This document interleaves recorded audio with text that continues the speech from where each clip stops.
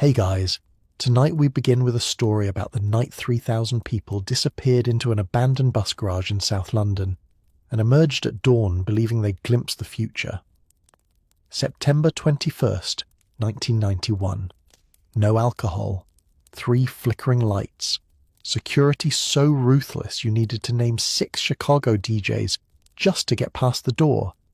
And a sound system so powerful it made your ribcage vibrate like a tuning fork. This was the night England discovered it could dance until the world stopped spinning. This was the night everything changed. Before we step through those doors together, I'd love it if you'd help this story reach more night owls like us. Hit subscribe if you're curious where this journey leads, drop a like if you're already hooked, and leave me a comment. Maybe tell me, have you ever felt music so deeply it rewired something inside you? Or simply, where are you listening from tonight? I genuinely love hearing from you. Now, dim those lights. Let that fan hum softly in the background, and let's slip back 34 years to a Britain most people have forgotten. Picture this. It's September 1991, and England is tired. Bone-deep, soul-crushing tired. The country had just staggered out of Margaret Thatcher's decade-long economic experiment, an era that had gutted the industrial heartlands, shuttered factories, and left entire communities wondering what they were supposed to do now. The coal mines were closed. The steel mills were silent. By 1991, youth unemployment was still hovering near crisis levels, with young people in cities like Liverpool, Manchester, and Newcastle facing futures that looked, well, bleak doesn't quite cover it. London itself felt like 2 cities occupying the same space. North of the Thames, money flowed. Bankers in Canary Wharf sipped champagne at wine bars, but cross that river into South London, into places like Elephant and Castle, and you'd find something very different. Neglected council estates, crumbling Victorian terraces, streets where opportunity felt like a rumour from somewhere far away. Young people in 1991 Britain were angry, not the shouty, performative kind of angry, the quiet, simmering kind, the kind that makes you want to disappear into something, anything, that feels like it belongs to you and not to the generation that broke everything before handing you the bill. And then something strange started happening. Whispers began circulating, a secret spreading like wildfire through word of mouth, through flyers pressed into hands outside tube stations, through that one friend who always seemed to know where the real party was. There's a place, they'd say, an old bus garage near Elephant and Castle. Something's opening there, something different. Now let me tell you about a man named Justin Berkman. Justin wasn't a DJ. He wasn't a musician. He was just a guy who'd gone on holiday to New York City and had his mind completely blown. See, while Britain was still figuring out what to do with itself after Thatcher, America had quietly been perfecting something extraordinary. The art of the nightclub. Not your typical disco with mirror balls and Saturday Night Fever vibes. No, these were temples of sound. Places like Paradise Garage, where the legendary DJ Larry Levan had created something approaching religious ecstasy on the dance floor. Justin experienced it firsthand. He walked into these New York clubs and felt it, that bone-rattling, heart-stopping, soul-shaking power of a truly world-class sound system. The kind where the bass doesn't just hit your ears, it restructures your entire nervous system. He stood in those crowds and watched strangers become a single breathing organism, moving together, lost together, free together, and he thought, why doesn't Britain have this? So he came home, found an abandoned bus garage at 103 Gaunt Street, tucked behind Elephant and Castle Station, in one of South London's most neglected corners. The place was grim, concrete floors, industrial ceilings, the ghost of diesel fumes still hanging in the air. Most people would have walked away. Justin saw a cathedral. He invested everything, and I mean everything, into one thing, the sound system. He flew to New York, met with the engineers who'd built Paradise Garage's legendary setup, and essentially said, build me that. Build me the best sound system in Europe. They laughed at him. This kid from London with his crazy dream. But he was serious, deadly serious. The doors opened at midnight on September 21st, 1991. If you were there, and God, I wish I had been, you'd have first noticed the queue. It snaked down Gaunt Street, hundreds of people dressed in baggy jeans and oversized shirts, clutching crumpled flyers, nervous energy crackling through the line like static electricity. This wasn't your typical club crowd. These were the believers, the ones who'd heard the rumors and had to know if they were true. The door policy was, let's call it, intense. The security weren't there to check IDs and collect cover charges. They were gatekeepers in the most literal sense. They'd ask you questions. Name 3 Chicago house DJs. Where did you hear about this place? Who do you know here? It sounds absurd now, but back then, it made perfect sense. They were protecting something precious. They were making sure that everyone who walked through those doors understood. This wasn't just a party. This was a movement. And then you'd step inside. The first thing that hit you wasn't the lights. There barely were any. Just 3 or 4 spots cutting through the darkness, catching the smoke machine's fog, creating these ethereal columns of light that looked almost biblical. No, the first thing that hit you was the sound. Oh, that sound.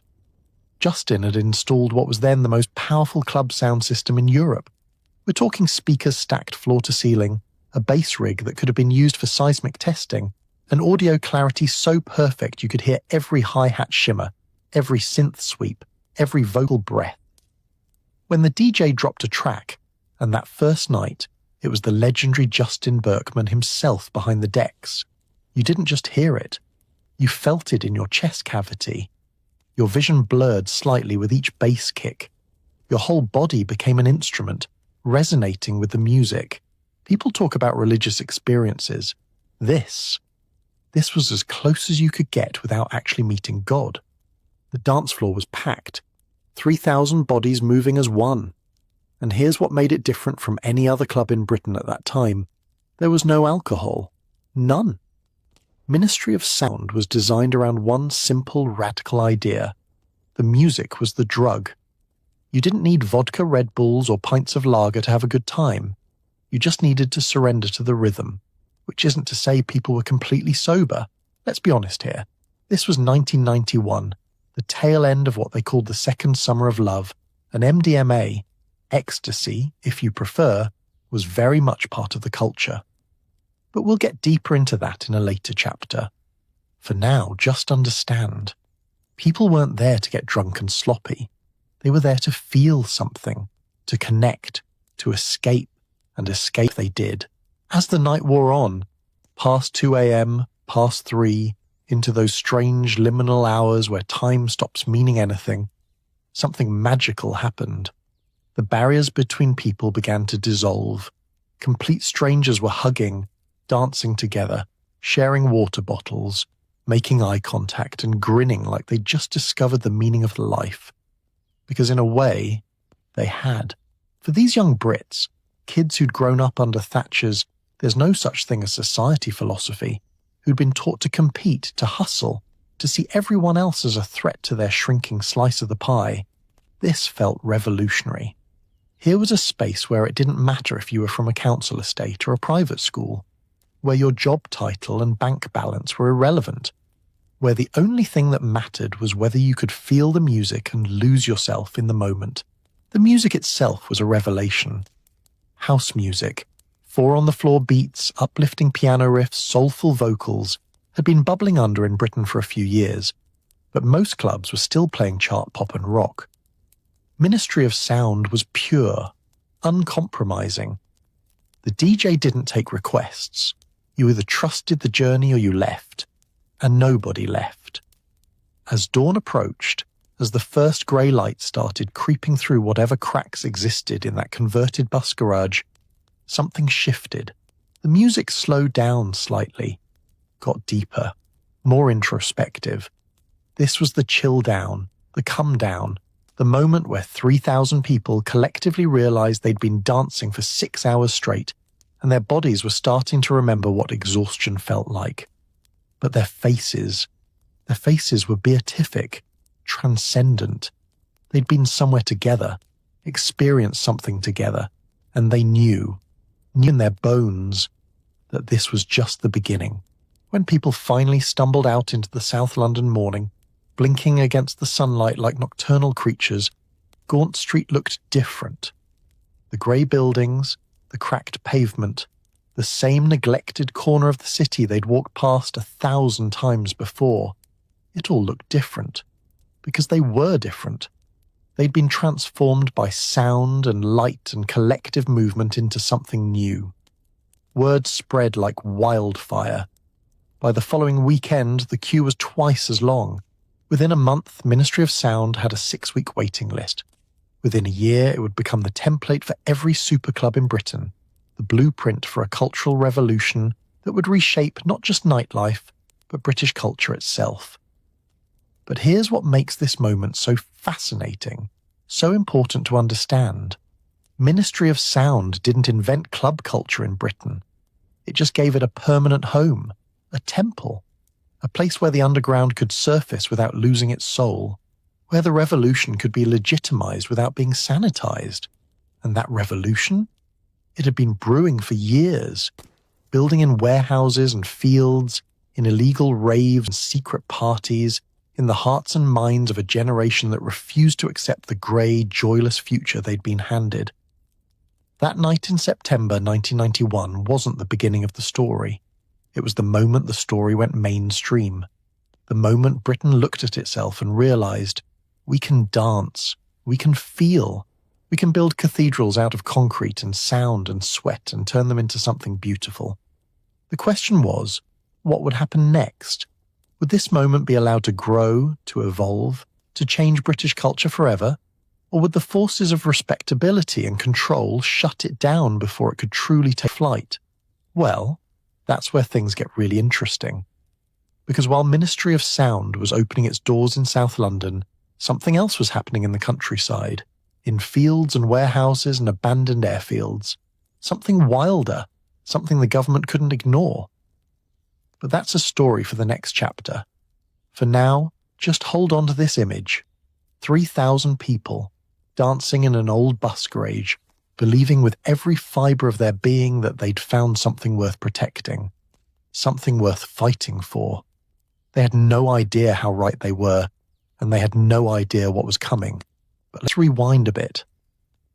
Because Ministry of Sound didn't just materialise out of thin air.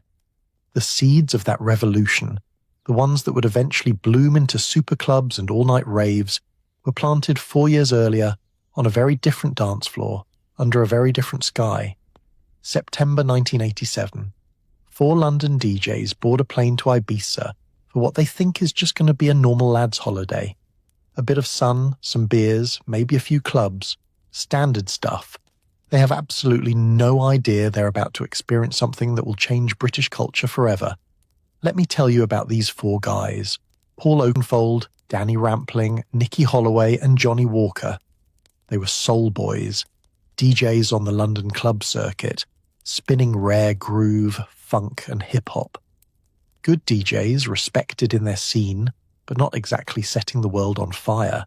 They wore the uniform, smart casual, a bit of attitude, that very British reserve that says, I'm cool, but I'm not going to look like I'm trying too hard. The trip was actually Paul Oakenfold's idea. He was turning 24 and wanted to celebrate somewhere warm. A friend who'd been to Ibiza, a DJ named Trevor Fung, who was working on the island, had been telling them wild stories about this club called Amnesia, about music that sounded like nothing they'd ever heard, about a drug that made you feel, well, he struggled to describe it actually, which should have been their first clue that something unusual was happening out there. Now, here's what you need to understand about Ibiza in 1987. It wasn't the mega club destination it is today. There was no Pacha empire, no massive super clubs with £1,000 table service. It was still mostly a hippie island, the kind of place where people went to escape, to drop out, to find something the straight world couldn't offer. And Amnesia wasn't even technically a nightclub at first. It was an old farmhouse, open air, with a sound system that looked like it might collapse if you sneezed near it. The DJ booth was basically a wooden shack. The whole thing was held together with duct tape and dreams, but the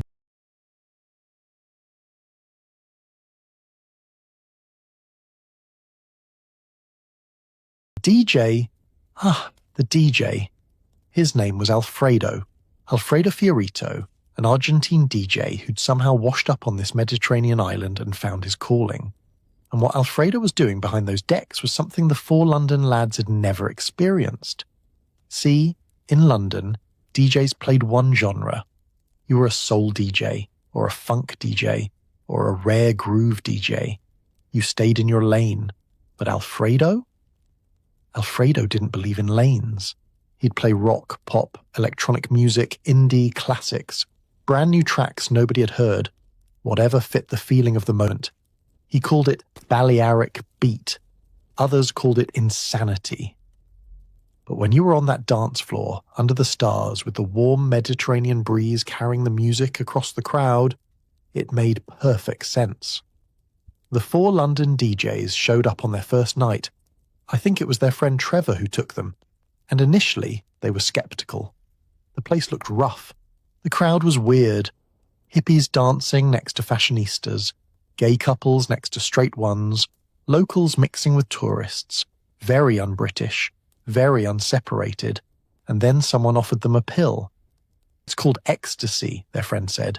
MDMA. You should try it. Now, these guys weren't strangers to drugs. They'd grown up in London's club scene. They knew about weed, about cocaine, about speed. But this was something different. The pill was stamped with a dove symbol, peace, love, all that hippie stuff they'd thought was passé. They took it. And about 45 minutes later, the world shifted. Have you ever had a moment where everything just clicks into place? Where suddenly you understand something you didn't even know you'd been missing? That's what happened to these four London DJs on that Ibiza dance floor. Danny Rampling would later describe it as a spiritual awakening. Paul Oakenfold said it felt like his heart opened for the first time. The music, which had sounded interesting but strange just an hour before, suddenly made perfect sense. Every beat, every synth line, every transition felt like it was speaking directly to their souls. They danced until the sun came up, and then they kept dancing. Because amnesia didn't close at dawn, it kept going, straight through sunrise and into the morning. People dancing in full daylight, euphoric, connected, completely unbothered by the fact that normal people were waking up and starting their normal days. It was, quite simply, the most profound experience any of them had ever had, and they knew with absolute certainty, that they had to bring this back to London. But here's the thing. They weren't naive. They understood you couldn't just copy-paste Ibiza to England. The warm weather, the open-air venues, the relaxed Mediterranean vibe, none of that would translate to grey, rainy London where everyone was suspicious of strangers, and the idea of dancing with your shirt off seemed vaguely threatening. So they had to adapt, to translate, to figure out how to capture the essence of what they experienced without trying to replicate the exact circumstances. Danny Rampling moved first. In December 1987, just a few months after returning from Ibiza, he and his wife Jenny opened a club night called Shoom. And when I say club, I need you to understand what I mean. This wasn't a club. It was a basement fitness centre in South London. Capacity: 300 people. The gym equipment was literally just pushed to the side and covered with painted banners. But Danny understood something crucial. It wasn't about the venue. It was about the vibe, about creating a space where the Ibiza magic could happen. So he made some radical decisions. First, he created a logo, a simple yellow smiley face. Sounds cheesy now, right? But back then, it was perfect. Innocent, joyful, unpretentious. It said, "This is about happiness, not about being cool." Second, he implemented a strict door policy, not based on how you looked or who you knew, but on whether you understood. Security would literally ask people, "Do you know what Shoom is about?" If you didn't get it, if you were just there because you'd heard it was the hot new thing, you weren't getting in. Third, and most importantly, he decorated the space with these hand-painted banners, smiley faces everywhere, slogans like "pure ecstasy" and "let the music take control" in day-glow paint. He filled the room with fruit-scented smoke machines, apple and cherry, because why not? The whole place looked like a kindergarten designed by someone who'd taken too many drugs, which, to be fair, wasn't far from the truth, but it worked. Oh, it worked. The first Shoom night happened in early 1988. 300 people crammed into that basement, and within weeks it had a waiting list of thousands, because word spread, the way truly special things always spread, through whispers and wild-eyed testimonials from people who'd experienced it. You have to go, they'd tell their friends, but I can't explain it. You just have to be there. Meanwhile, Paul Oakenfold launched his own night at Heaven, a gay club under the arches near Charing Cross. He called it Spectrum, and it was slightly more polished than Shoom, bigger venue, better sound system, but it had the same ethos. The same focus on music and feeling over posing and posturing. And Nikki Holloway started Trip, which had its own flavour but drew from the same Ibiza wellspring. What all three venues shared was this. They were playing music that most of Britain had never heard before. House music from Chicago and Detroit, early techno, Italian piano house, tracks that hadn't been released in the UK yet, that you couldn't buy in record shops, that existed only as white label vinyl or cassette tapes smuggled back from abroad. And the crowds were transcendent, because the people who came to these clubs weren't there to be seen. They were there to feel, to connect, to lose themselves in the music and find themselves in the process. The drugs helped, of course. Let's be honest about that.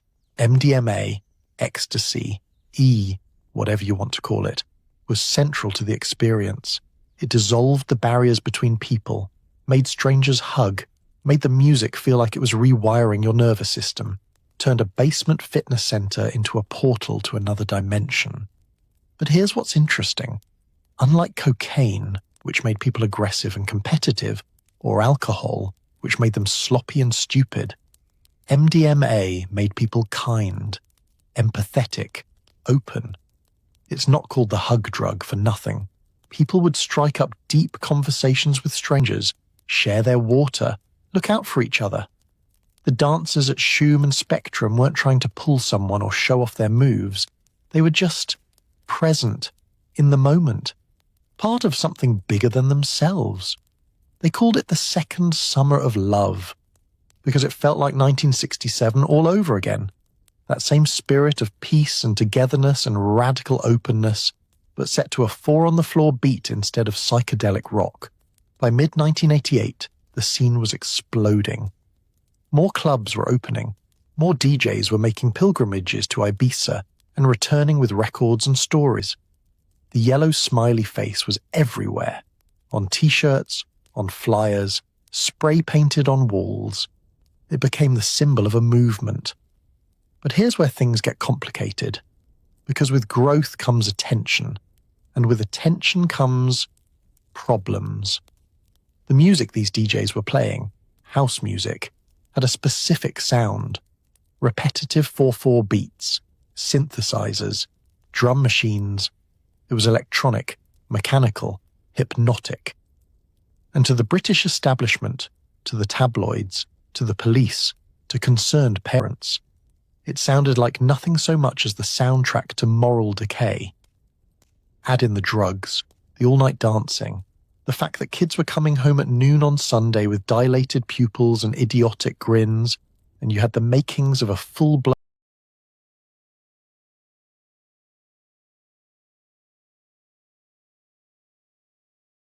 moral panic. The media started writing about acid house, a term borrowed from Chicago but twisted to suggest something sinister, chemical, dangerous. Headlines screamed about young people's brains being fried, about raves in fields, about a drug epidemic sweeping the nation, which, to be fair, wasn't entirely inaccurate. The scene was growing explosively, and it was moving out of licensed venues and into warehouses, fields, abandoned buildings, because the legal clubs couldn't contain it anymore. The movement had gotten too big, too wild, too free. By 1989, you'd get these word-of-mouth notifications. Be at this phone box in East London at midnight. Bring 20 quid and an open mind. You'd show up, someone would hand you a map with a cryptic location marked, and you'd follow a convoy of cars out into the countryside. And suddenly you'd find yourself in a field with 10,000 other people, massive sound systems powered by diesel generators, and music that wouldn't stop until the sun came up. It was beautiful. It was chaotic. It was completely illegal. And the government was watching, taking notes, getting very, very concerned about what this generation was doing in the dark. But we're getting ahead of ourselves, because before the crackdown, before the Criminal Justice Act, before things got complicated and political and scary, there was this perfect moment, this window of time when a few DJs with a vision created something pure and joyful and transformative, when going to Ibiza, taking a pill and dancing under the stars could change your entire life, when bringing that feeling home could start a revolution. And that revolution, it was about to get much, much bigger, but also much more dangerous, because nothing that powerful ever gets to exist without someone trying to control it, or destroy it, which is exactly what happened next. So here's where the story takes a turn from beautiful to absolutely wild. May 22nd, 1992. The Malvern Hills in Worcestershire, one of those impossibly green rolling landscapes that makes England look like it was designed by someone who really loved hobbits. Ancient common land protected for centuries, where locals walked their dogs and families had picnics. Peaceful, respectable, quintessentially British. And then, over the course of a single weekend, it became the site of the biggest illegal party in British history. 20,000 people. Some estimates say 40,000 by the time it was over. An entire movable city of ravers, travellers, sound systems and diesel generators descended on Castle Morton Common and didn't leave for 7 days. 7 days. A week of non-stop music so loud you could hear it from 5 miles away. So loud that the bass was making china rattle in cupboards of houses halfway across the county. This was Castle Morton, and it changed everything. Now, to understand how this happened, how thousands of people ended up staging what was essentially a week-long sonic invasion of the English countryside, we need to talk about what had been building in the years since those first Ibiza-inspired clubs opened in London. Because by 1992, the scene had split. On one side, you had the legitimate clubs, places like Ministry of Sound, which we talked about earlier, that had licenses and door policies and security that wouldn't let you in if you were wearing the wrong trainers. Safe, legal, sanitized, some might say. But on the other side, you had something much wilder, much more dangerous, much more free, illegal raves, warehouse parties, free festivals. These were events that existed completely outside the system. No licenses, no official venues, no rules except the ones the organisers made up themselves. And they were happening everywhere.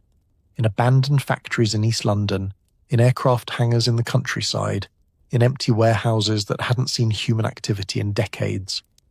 The formula was always the same: find a location, ideally something massive and abandoned. Set up a sound system powerful enough to be heard in the next postal code. Spread the word through a network of phone trees and word of mouth. Charge people just enough at the door to cover costs, maybe £5 or £10, sometimes nothing at all. And then, dance until the sun comes up. Or don't stop then either. These weren't just parties, they were statements, political acts really. A middle finger to the commercial club scene, to licensing laws, to the very idea that someone else should control when and where and how you could experience music and joy and freedom. And the people organising them, they called themselves sound systems. Not DJs, not promoters, sound systems. Travelling collectives with names like Spiral Tribe, DIY, Circus Warp, Bedlam. They lived in converted buses and vans, drove from site to site, carrying these absolutely massive speaker rigs that they'd built themselves out of salvaged parts and pure determination. Let me tell you about Spiral Tribe specifically, because they were something else entirely. Spiral Tribe started in West London in 1990, a group of squatters, travellers, and techno enthusiasts who decided that music should be free. Not free as in piracy, but free as in freedom. Free parties, No entry fee, or if there was one, just enough to cover diesel for the generators. No corporations, no profit motive, just music and community and the radical idea that joy shouldn't require anyone's permission. Their sound? Hardcore techno. Fast. Like, really fast. 150, 160, 170 beats per minute. Aggressive, industrial, relentless. The kind of music that didn't just make you dance, it made you move whether you wanted to or not, with bass lines that felt like they were physically pushing you around the dance floor. They lived in a convoy, a travelling community of vehicles that moved from site to site, setting up parties wherever they could find space. And their philosophy was beautifully simple. Make technology accessible. Prove that you didn't need million-pound sound systems and fancy venues. Show that anyone with some speakers, some records, and some conviction could create transcendent experiences. The authorities, as you might imagine, were not fans. By 1992, illegal raves had become enough of a phenomenon that the police had entire units dedicated to shutting them down. They'd intercept convoys on motorways, confiscate equipment, arrest organisers, but it was like trying to fight smoke. As soon as you shut down one party, 3 more would pop up somewhere else. And then came that weekend in May. Spiral Tribe and several other sound systems, DIY, Circus Warp, Bedlam and more, had been planning a party. The original location got shut down by police before it could even start. So they regrouped, communicated through their network, and someone suggested Castle Morton Common. Public land, ancient rights of access, legally murky enough that it might work. They showed up on Friday, May 22nd, set up their rigs, turned on the music, and then people came. Oh, did they come? Word spread through the underground network like electricity. Suddenly, every raver, every free party enthusiast, every curious soul who'd heard whispers about this secret movement converged on this tiny corner of Worcestershire.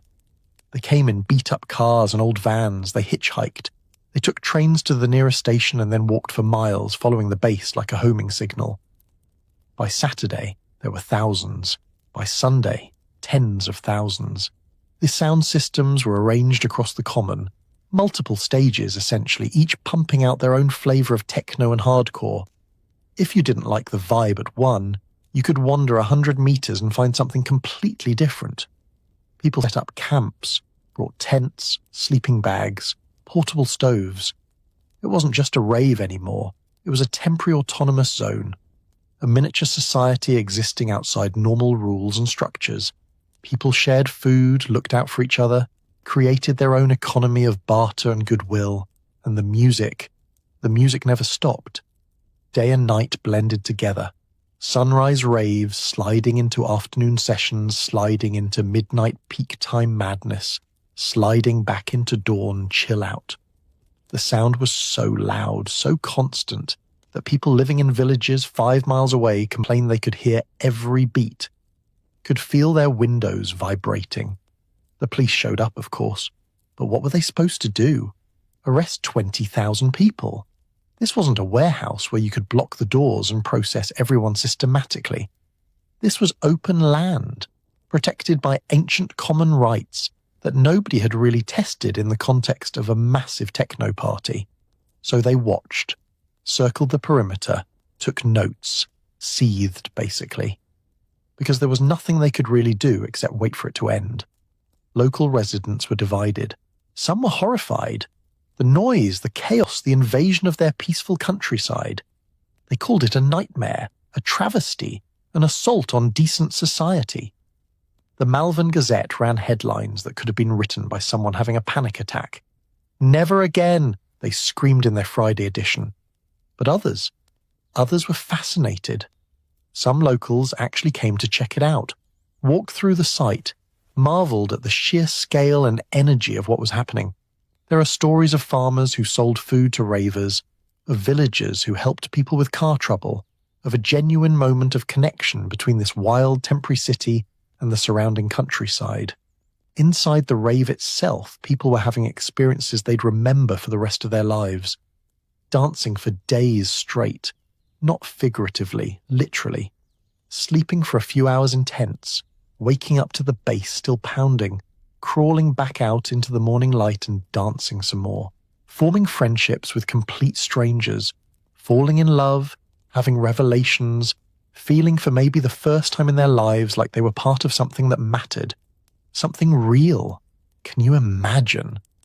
Can you imagine what it must have felt like to be 20 years old, standing in a field in the middle of England, surrounded by thousands of people who all shared this same secret understanding, this same commitment to freedom and music and the idea that the system didn't own you, that you could create your own world even if just for a week?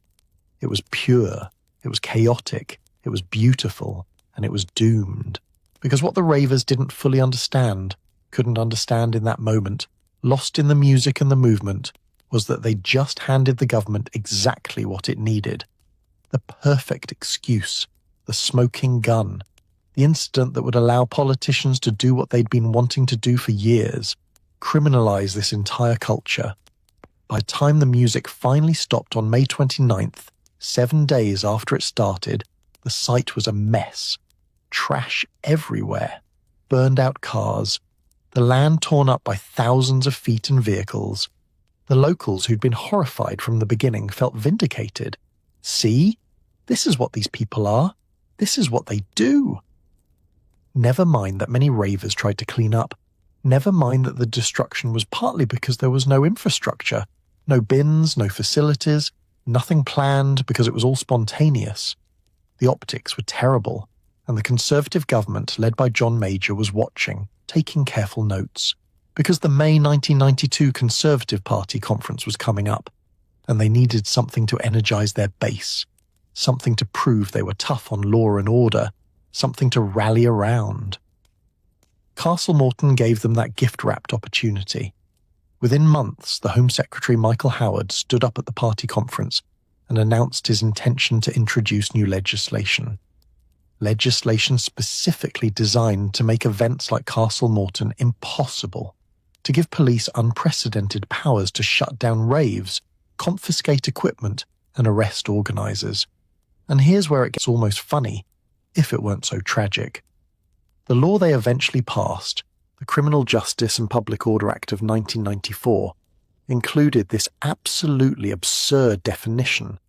It gave police the power to break up any gathering of people listening to music that was wholly or predominantly characterized by the emission of a succession of repetitive beats. Repetitive beats. They literally tried to define electronic music in legal language, and it came out sounding like something from a science fiction dystopia. Repetitive beats became a rallying cry, a joke, a symbol of how completely out of touch the authorities were. Ravers wore t-shirts with the definition printed on them. DJs made tracks sampling the parliamentary speeches. The absurdity of it all, that Britain, birthplace of the Beatles and the Rolling Stones, was now trying to legislate against an entire genre of music, wasn't lost on anyone. But beneath the humour was real fear. Because the Criminal Justice Act was serious, it worked. It gave police powers they'd never had before. The power to seize vehicles, confiscate sound systems, ban people from areas, arrest organisers and charge them with serious crimes. The free party scene didn't die immediately. These movements never do. But it went underground, got smaller, got scared. Many of the sound systems, including Spiral Tribe, left Britain entirely. Moved to Europe where the laws were more lenient, where you could still stage free parties without risking prison time. The irony is beautiful in a painful way. By trying to destroy the illegal rave scene, the government essentially killed the very chaos and wildness that had made it feel dangerous. What remained increasingly moved into licensed venues, into superclubs like Ministry of Sound, into commercial spaces where everything was controlled, sanitized, made safe for consumption. The revolution got domesticated, and Castle Morton, that beautiful, chaotic, 7-day explosion of freedom and music and community, became a memory, a legend, the last gasp of something truly wild before the doors closed and the rules took over. But here's the thing. Castle Morton proved something important. It proved that these weren't just kids looking to get high and cause trouble. These were people building something, creating temporary societies with their own rules and values, showing that you could have massive gatherings of young people, and it didn't have to devolve into violence or disaster. Sure, there were drugs, sure, there was mess, but there was also this incredible spirit of mutual care and collective joy. And the fact that the government's response was to criminalize it rather than try to understand it or work with it, that tells you everything about who was really afraid of what. So as we move forward in this story, as we watch the superclubs rise and the scene transform, keep Castle Morton in mind, because it represents the road not taken, the wild, beautiful, chaotic alternative to what British clubbing would become, a reminder that for one perfect week in May 1992, thousands of people proved you could build a better world, even if just temporarily, even if just in a muddy field in Worcestershire, even if the only tools you had were sound systems and conviction, and the unshakable belief that freedom and music were worth fighting for. And now the real transformation begins. There's something almost darkly funny about watching a government try to legislate against joy. October 1993, the Conservative Party conference in Blackpool. Michael Howard, the Home Secretary, a man with the kind of face that suggests he's never experienced an unplanned moment in his entire life, stands at the podium and declares war. Not on crime exactly, not on drugs, though that's part of it. No, Michael Howard declares war on repetitive beats. I wish I was making this up. He announces his intention to introduce sweeping new legislation that will, among other things, give police the power to shut down any gathering of 20 or more people listening to music wholly or predominantly characterized by the emission of a succession of repetitive beats. Let that sink in for a moment. The British government, the same government that gave the world the Beatles, the Rolling Stones, Pink Floyd, is about to write into law that certain types of sound are illegal. Not the drugs, not trespassing, not noise pollution, the actual structure of the music itself.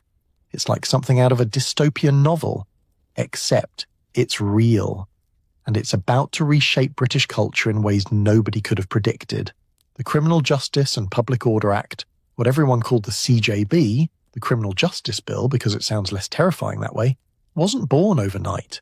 It had been brewing for years, this moral panic about young people and raves and travellers and basically anyone who didn't conform to the conservative vision of respectable Britain. Castle Morton was the spark, sure, but the kindling had been piling up since the late 80s. Every tabloid headline about drug-crazed ravers, every concerned parent wondering why their kid came home at noon on Sunday with dilated pupils and a beatific smile. Every rural MP whose constituents complained about convoys of beat-up vehicles passing through their villages, heading towards some secret party in a field. The establishment was scared, and when the establishment gets scared, it legislates. But here's what makes the Criminal Justice Act so fascinating and so horrifying. It wasn't just about raves. It was about everything the Conservative government found threatening. Travellers. The Act repealed the council's legal duty to provide sites for them. Squatters. Criminalised. Protesters blocking roads or sabotaging fox hunts. New stop-and-search powers. Your right to remain silent if arrested. Compromised. The rave clauses, sections 63 through 67, were just one part of this massive attempt to crack down on what the government saw as social disorder. But they were the most absurd part, the most obviously targeted at young people having the audacity to create their own culture. Think about what that definition means for a second. Sounds wholly or predominantly characterized by the emission of a succession of repetitive beats. That's house music, that's techno, that's jungle, drum and bass, trance, hardcore, basically every form of electronic dance music that existed in 1994. The government had essentially tried to write a legal definition of music we don't like, and it came out sounding like something written by someone who'd never actually heard music. The rave community's response was, well, it was beautiful, really. Artists started making tracks specifically designed to mock the law. Alltechry, this brilliant electronic duo, released something called the Anti-EP, with a track called Flutter that used 65 different drum patterns so that technically, legally, it wasn't repetitive. The liner notes included this absolutely perfect warning. We advise DJs to have a lawyer and a musicologist present at all times to confirm the non-repetitive nature of the music in the event of police harassment. Can you imagine? A DJ in a field at 3 a.m, police approaching, frantically calling for a musicologist to testify that the beats aren't technically repetitive. It's absurd. It's brilliant. It's the perfect response to absurd legislation. Orbital, another electronic act, released a track called Criminal Justice Bill. It was 4 minutes of silence. Just nothing. A protest so subtle and so devastating that it makes you want to applaud. And The Prodigy, maybe you know them, maybe you don't, but they were huge, made a track called Their Law that sampled speeches from Parliament, twisted them into a brutal techno anthem, and basically told the government exactly what they thought of this whole thing. But beyond the artistic protest, there was something bigger happening. People were marching. May 1st, 1994, the first major protest against the Criminal Justice Bill. Thousands of people, and when I say thousands, estimates range from 10 to 20,000, marched from Hyde Park to Trafalgar Square. It wasn't just ravers, it was travellers, activists, hunt saboteurs, squatters, civil liberties groups.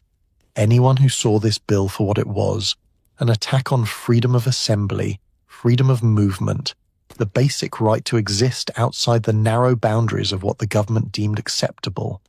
The atmosphere was electric, hopeful even.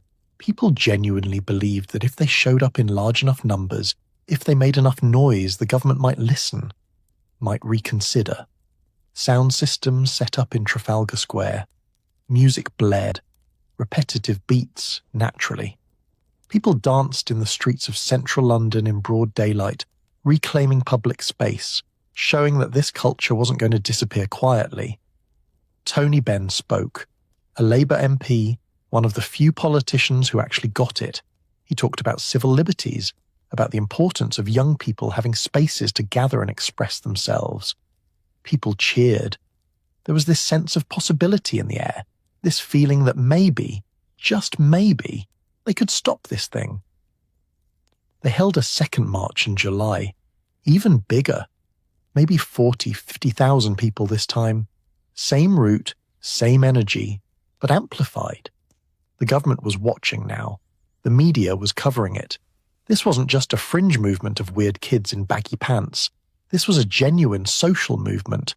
And then came October, the third march, October 9th, 1994. And this time it went wrong. The march started at Embankment heading toward Hyde Park. But as the crowd moved through Park Lane, one of London's wealthiest streets lined with hotels and expensive shops, the police were waiting, and they weren't there to observe. Nobody knows exactly who started it, whether it was protesters throwing things or police deciding to make a statement, or just the inevitable collision of two groups who'd been circling each other for months. But suddenly, what had been a peaceful march turned into a battle. Police charged into the crowd on horseback like something out of a medieval painting. People were beaten with batons. Tear gas was deployed, which wasn't even supposed to be used in mainland Britain at the time. Protesters fought back naturally, threw bottles, pushed back against the police lines, refused to be scattered. It became known as the Battle of Park Lane. And the media coverage? Exactly what you'd expect. Not police attack peaceful protesters, more like violent ravers riot in wealthy neighbourhood. The headlines wrote themselves, and they all supported the narrative the government wanted. These people are dangerous. These people need to be controlled. The sad truth? The violence probably helped the bill pass, because suddenly, to Middle England, to the people reading their Daily Mail over breakfast, the ravers weren't sympathetic victims of government overreach. They were the threat the government had been warning about all along. In November 1994, the Criminal Justice and Public Order Act became law. Labour, the opposition party, the people who were supposed to fight this kind of thing, didn't oppose it in the final reading. Tony Blair, the Shadow Home Secretary at the time, probably calculated that looking soft on crime wouldn't help Labour's chances in the next election. So he let it pass. And just like that, it was over. Or at least the fight was over. The war was lost. The law gave police extraordinary powers. If a superintendent believed that 10 or more people were gathering for a rave, or even preparing to gather, police could show up and order everyone to leave, could seize vehicles, confiscate sound systems, arrest anyone who didn't comply immediately. If you were stopped within a 5-mile radius of where police believed a rave might happen, they could direct you to leave the area. Refuse, and you faced arrest and a fine of up to £1,000. Think about that. You could literally be arrested for walking in the wrong direction, with suspicious intent to attend a party. The impact was immediate and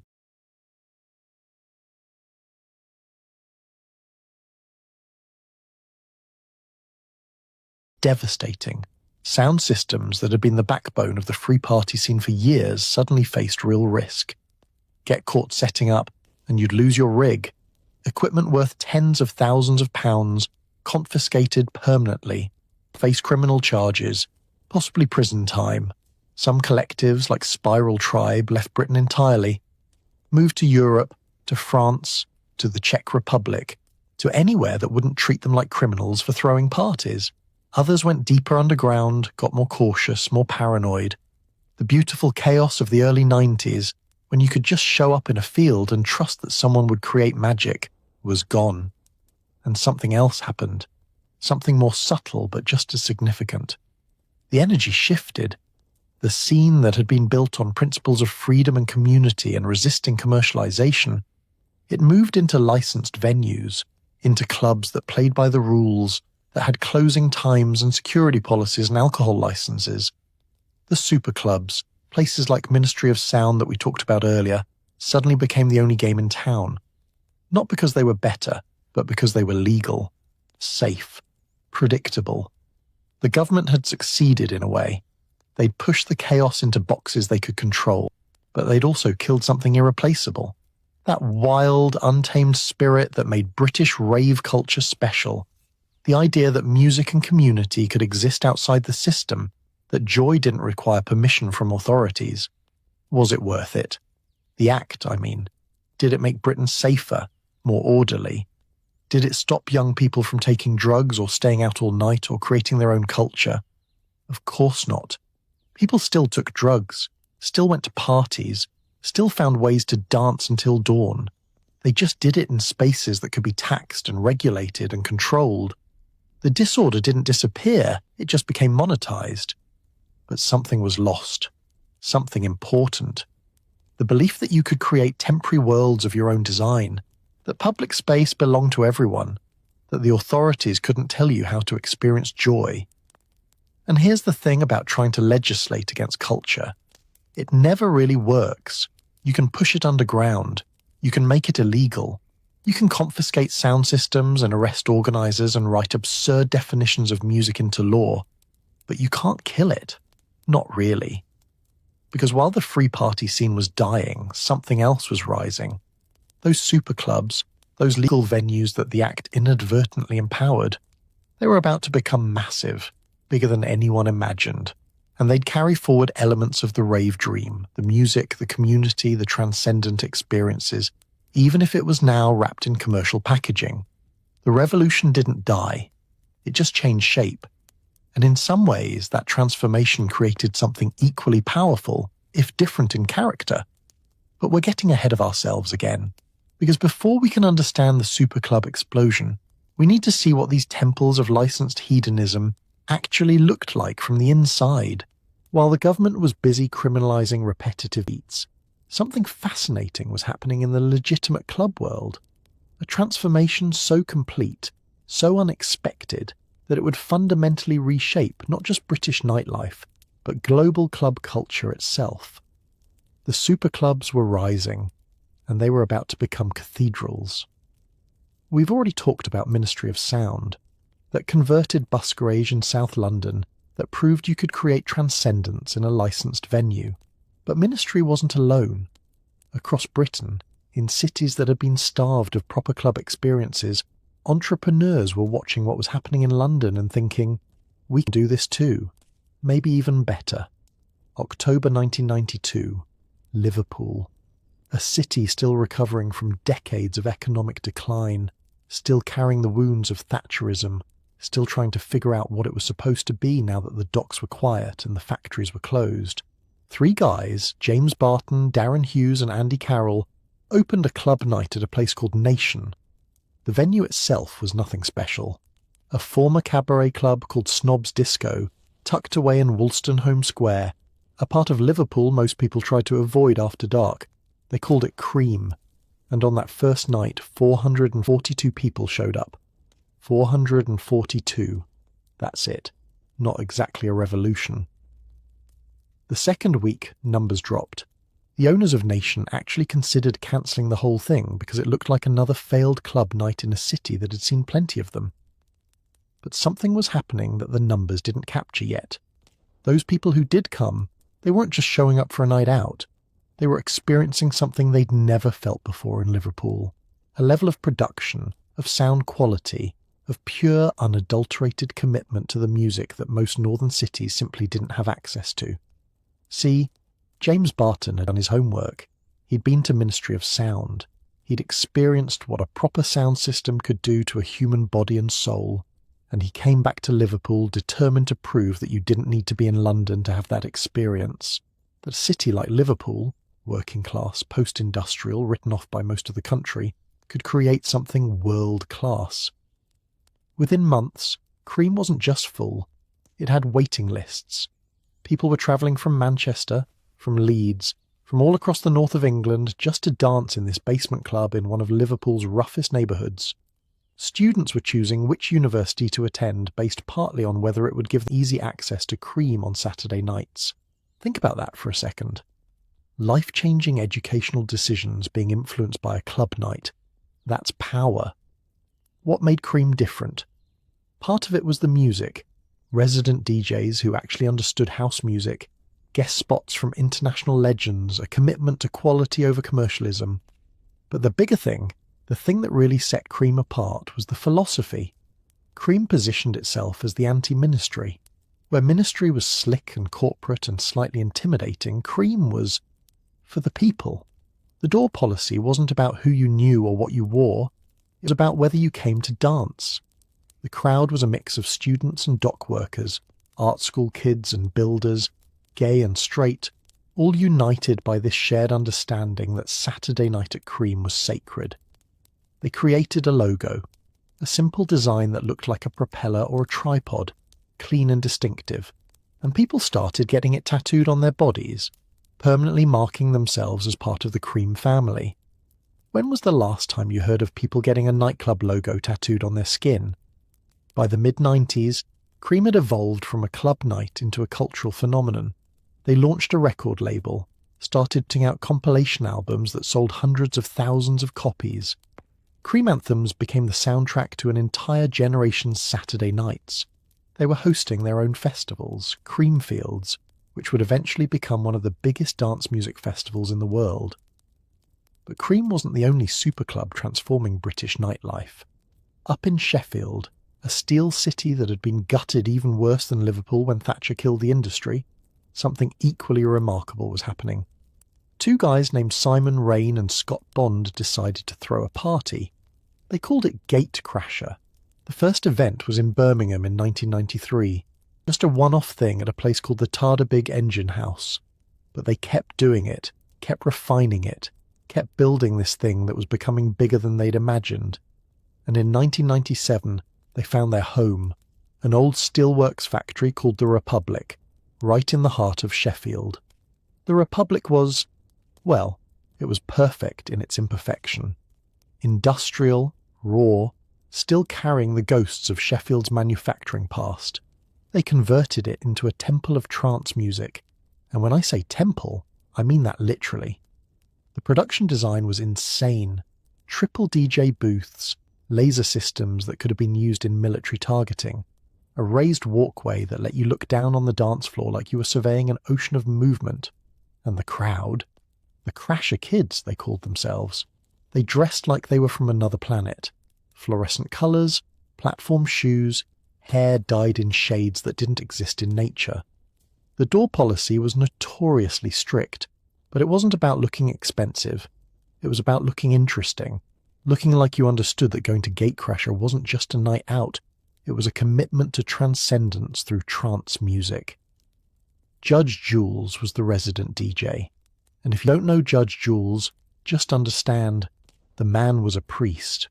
Every Saturday night he'd guide thousands of people on a journey through euphoric trance, building, building, building, until the entire room was a single organism moving in perfect synchronization, hands in the air, lost in the music, found in the collective experience. Have you ever been part of something where you completely lose sense of yourself as an individual and become part of something larger?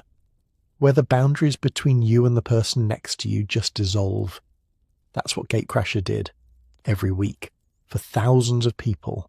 They hosted a New Year's Eve party in 1999 at Don Valley Stadium.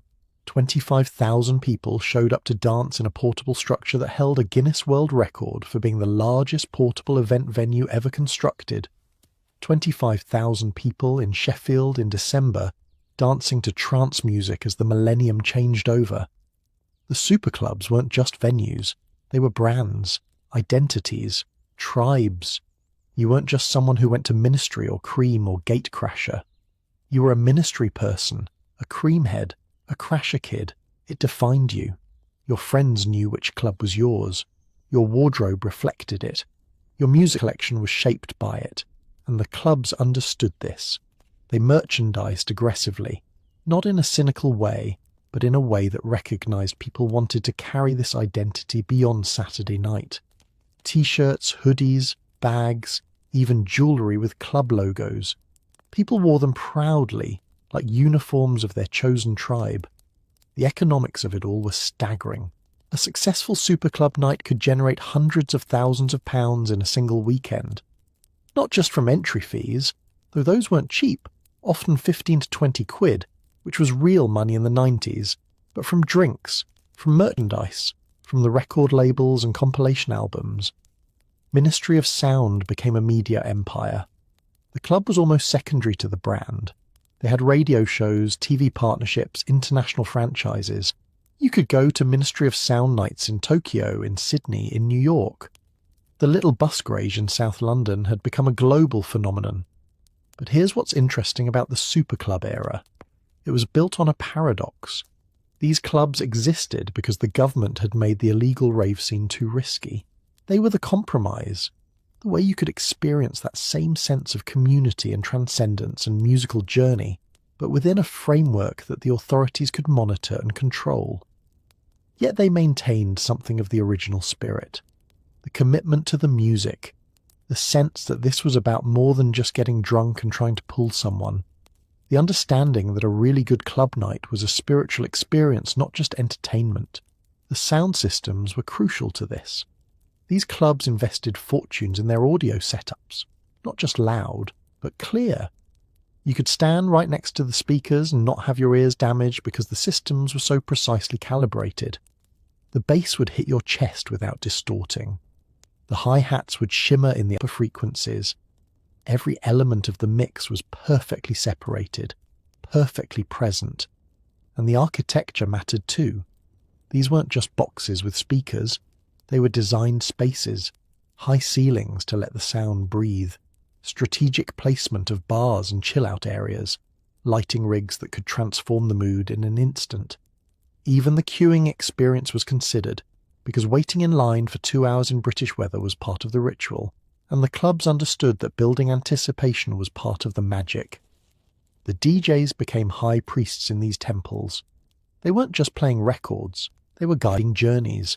A great resident DJ knew how to read the room, how to build tension and release it, how to take a crowd from opening set through peak time into the early morning come-down. It was an art form, a craft that took years to master, and the clubs protected their residents, paid them well, gave them creative freedom, because they understood that the resident DJ was the soul of the club. Guest DJs, the Paul Oakenfolds and Carl Coxes and Sven Veths of the world, brought prestige and excitement. But it was the residents who created the identity, who built the relationship with the crowd week after week. The superclub era wasn't perfect. There was commercialization, obviously. There was corporate sponsorship creeping in. There were complaints that it was becoming too expensive, too exclusive. too focused on the DJ as celebrity rather than the collective experience. But for a while there, roughly the mid to late 90s, the superclubs achieved something remarkable. They proved that you could scale up the intimacy and transcendence of the early rave scene without losing its soul, that you could create legal, licensed venues where thousands of people could experience genuine communion through music and movement. They became destinations, pilgrimage sites, places that people would talk about for the rest of their lives. I was at Cream when I saw Sasha at Gatecrasher during Ministry of Sound on New Year's Eve 1997.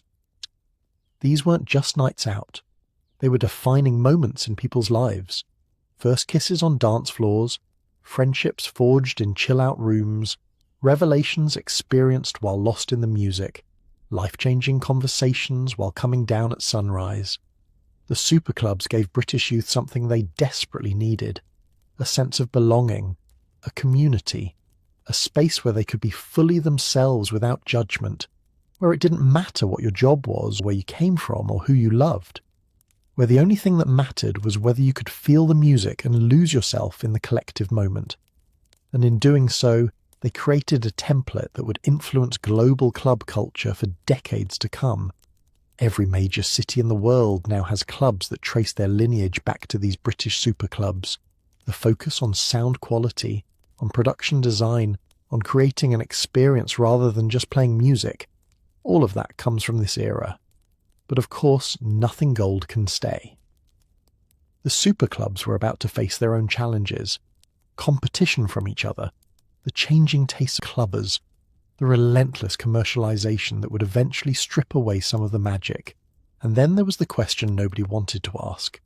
What happens when the revolution becomes the establishment? When the underground goes mainstream? When the thing that made you feel special becomes something everyone has access to? We're about to find out what a Saturday night in one of these temples actually felt like. What it meant to walk through those doors, to surrender to the experience, to become part of something bigger than yourself, even if just for a few hours. Let me take you on a journey. It's Saturday, sometime around 1995. You're 22 years old, you've been looking forward to this all week, and you're standing in a queue that snakes around the corner of Gaunt Street in South London. It's 11:30 at night, it's drizzling, because of course it is, this is England, and you've been waiting for an hour and a half, and you're not even slightly annoyed, because you know what's waiting inside. The queue itself is part of the ritual. You're surrounded by people who are about to share the same experience with you. Some are dressed in baggy jeans and oversized shirts, the classic raver uniform. Others are in tight black outfits that would be perfectly at home in a fashion magazine. There's no single look here, no dress code that makes sense. What unites everyone is the energy, the anticipation crackling through the line like electricity before a storm. You inch forward, slowly, slowly. The bus is already audible from outside, a low rumble that you feel in your chest more than hear with your ears. It's like the building itself is breathing, alive. Finally you reach the door, and this is where it gets real. The security guy, built like a brick wall, completely bald, wearing all black, looks you up and down, not checking your outfit, checking you, trying to assess whether you understand what ministry is about, whether you're here for the right reasons. You've been here before, he asks. First time, you admit. He nods slowly. Music only. No alcohol. You understand? You nod. And just like that, he steps aside, waves you through. You pay your 15 quid, nearly half a day's wages if you're working minimum wage, but worth every penny, and then you're in. Through the black curtain, down the stairs, and suddenly, the sound hits you like a physical force. This isn't listening to music. This isn't even hearing music. This is experiencing music in a way your body has never known before. The bass is so deep, so perfectly tuned, that it bypasses your ears entirely and goes straight to your ribcage. Every kick drum makes your sternum vibrate. The hi-hats shimmer somewhere above your head, impossibly clear despite the volume. The vocals, when they come, sound like they're being sung directly into your soul. The dance floor is packed, and I mean packed. Bodies everywhere, moving together, a single organism pulsing to the 4/4 beat. The lighting is minimal, just a few spotlights cutting through the smoke, creating these columns of light that look almost solid. No flashy effects, no gimmicks, just darkness and sound and movement. You push your way toward the middle of the floor. Nobody minds. Everyone's too lost in the music to care. You find a spot, close your eyes, and let the rhythm take over, and something shifts inside you. It starts in your chest. This warmth, this opening. The music isn't just sound anymore, it's become something physical. Each beat is a pulse, syncing with your heartbeat, reprogramming your nervous system. Your feet start moving without conscious thought. Your arms rise. You're dancing, but it doesn't feel like dancing. It feels like being danced, like the music is moving through you rather than you move into the music. You open your eyes and look around. The person next to you, a complete stranger, catches your eye and grins. A huge, genuine, unguarded smile that says, "I know, I feel it too." No words, none needed. The music is the conversation. Hours pass, or maybe minutes. Time has stopped meaning anything. The DJ, and you don't even know who it is, don't care who it is, drops a track that makes the entire room erupt. Hands shoot into the air. Voices scream in recognition and joy. The breakdown builds and builds, tension mounting, everyone holding their breath, and then, boom, the drop hits like a detonation. The room explodes into movement. You're jumping. Everyone's jumping. The floor is shaking, and for this moment, this perfect crystalline moment, nothing else exists. Not your job, not your rent, not the fact that Britain is still struggling, still divided, still trying to figure out what kind of country it wants to be. None of that matters. All that matters is this room, this sound, these people, this shared moment of pure transcendent joy. Have you ever felt completely present? Not thinking about yesterday or worrying about tomorrow, just absolutely here, in this moment, with no static in your head. That's what the dance floor gives you. That's the gift. You need water. You're drenched in sweat. Yours and probably several other people's, and your body is screaming for hydration. You make your way to the bar, which is tucked away in a corner, and here's where Ministry's philosophy becomes clear. They sell water. That's it. Water, and maybe some soft drinks. No alcohol. Because alcohol dumbs you down, makes you sloppy, kills the vibe. The experience here is about elevation, not intoxication. Well, not intoxication from alcohol anyway. Let's be honest for a moment. A significant portion of the people in this room are on ecstasy, MDMA, whatever you want to call it. It's part of the culture, part of the experience, and pretending otherwise would be dishonest. And what MDMA does, what makes it so perfect for this environment, is it dissolves barriers between you and other people, between you and the music, between who you think you should be and who you actually are. Suddenly, telling a stranger you love them doesn't feel weird. Hugging someone you've never met doesn't feel inappropriate. Dancing with your shirt off, covered in sweat, grinning like an idiot. It all feels perfectly natural. The drug isn't the point, though. That's what people who've never experienced this don't understand. The drug is a tool, a key that opens a door. But the room behind that door, the connection, the music, the collective experience, that's real. That exists independent of any chemical assistance. You head to the chill-out room. This is genius design, really. A separate space, quieter, with softer music and places to sit. Red lighting that's easy on dilated pupils. People sprawled on benches and floors, having deep conversations with complete strangers, sharing life stories, forming friendships that might last a week or might last a lifetime. You sit down next to someone, start talking. Within minutes, you're discussing things you've never told your closest friends, your fears, your dreams, what you really think about your life, and they're doing the same. There's no judgment here, no competition, just genuine human connection, the kind that's supposed to be normal, but somehow became rare in the outside world. After an hour, or maybe 3, who knows, you head back to the main floor. The music has shifted. It's deeper now, more hypnotic. This is the 3 a.m. sound. The music for people who are committed, who aren't leaving until the sun comes up. The crowd has thinned slightly. The casuals have gone home, and what's left is the core, the true believers. The DJ, you finally bother to check it's one of the residents whose name you recognise from flyers, is absolutely in the zone. His mixing is flawless, each track blending into the next so seamlessly that it feels like one continuous piece of music that's been playing since the beginning of time. He's not performing for the crowd, he's guiding them, reading the room, sensing when to build tension, when to release it, when to take things deeper, when to bring the energy back up. This is the art form that mainstream culture doesn't understand.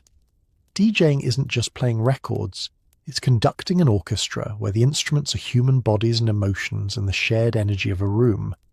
It's a conversation between the DJ and the crowd, a feedback loop of energy and response. Around 5 a.m, something magical happens.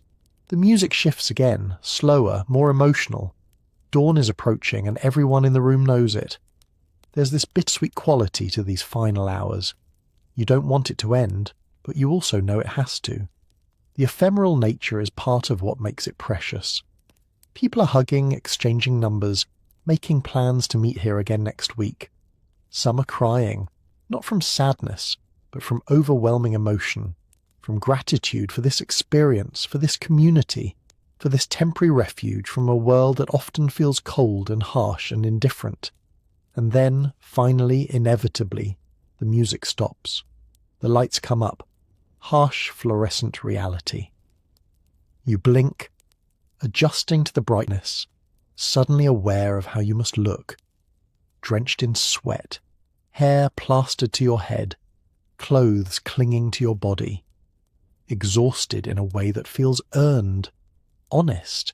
You file out with everyone else, emerging into the South London morning. It's Sunday now, technically. The sun is coming up, painting the sky in shades of pink and orange. The same streets that looked grim and industrial when you arrived now look different, softer, more beautiful. Or maybe you're different. Maybe the experience has shifted something in how you see the world. You're not alone. Dozens, hundreds of people are spilling out onto Gaunt Street, all experiencing the same come down, the same reluctant return to ordinary reality. Some head straight home to sleep. Others, the truly committed, go to one of the after parties that everyone knows about but nobody advertises. Places where the music continues, softer now, where people can extend the magic for a few more hours. You go home, collapse into bed as the rest of London is waking up. Sleep through Sunday, wake up Monday morning feeling changed. Not drastically, not obviously, but something inside you has shifted.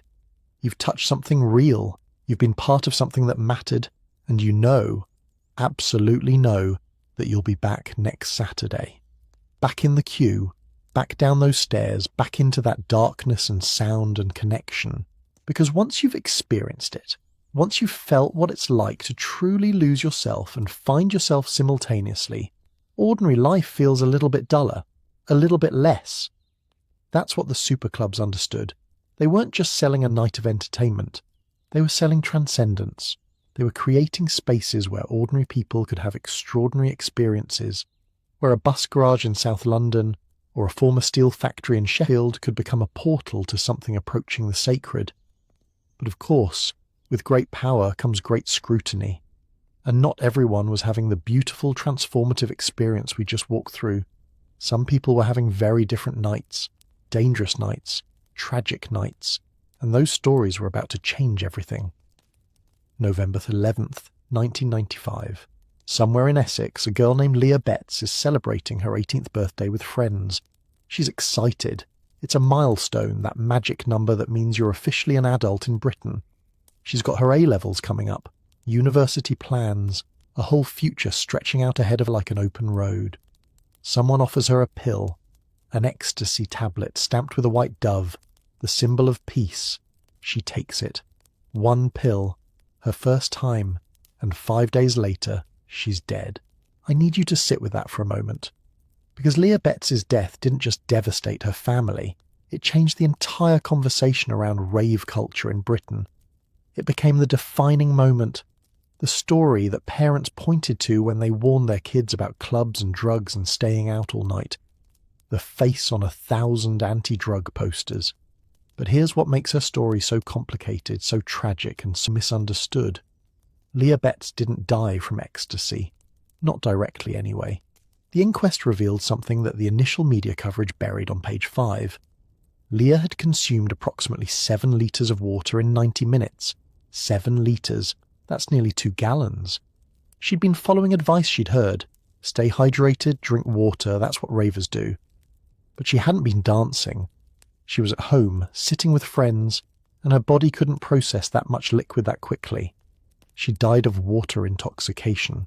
Hyponatremia, when your blood becomes so diluted that your brain swells. The ecstasy may have impaired her body's ability to regulate water balance, made it harder for her to urinate. But the cause of death was the water itself. A toxicologist at her inquest said something heartbreaking. If Leah had taken the drug alone, she might well have survived. If she had drunk the amount of water alone, she would have survived. Think about the tragedy in that statement. She was trying to be safe, trying to follow harm reduction advice, and that's what killed her. But that nuance, that complexity, it got lost in the media storm that followed. Her father, Paul Betts, a former police officer, released a photograph of Leah in the hospital, on life support, tubes and machines keeping her body alive while her brain had already gone. It's one of the most devastating images you'll ever see. A beautiful 18-year-old girl, her whole life ahead of her, reduced to this. The tabloids ran with it. Sorted. Just 1 ecstasy tablet killed Leah Betts. Read the massive billboard campaigns. The image was everywhere. On buses, on billboards, in newspapers, on television. That photograph became burned into an entire generation's consciousness.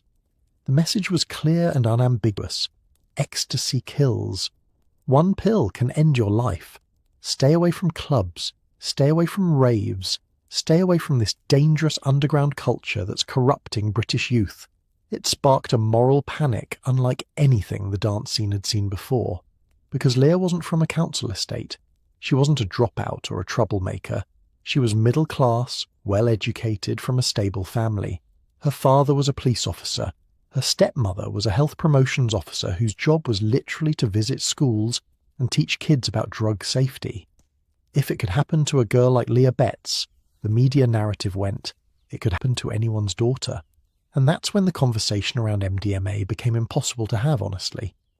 Here's the uncomfortable truth that we need to talk about. MDMA, in its pure form, used responsibly, is actually relatively safe as far as recreational drugs go. Not completely safe. Nothing is.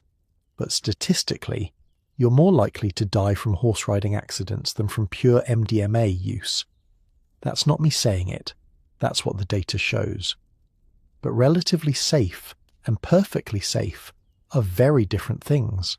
And the rave scene in the mid-90s had some serious problems that made drug use far more dangerous than it needed to be. First, purity. The pills being sold as ecstasy in clubs weren't always MDMA. Sometimes they were cut with speed, with caffeine, with God knows what else.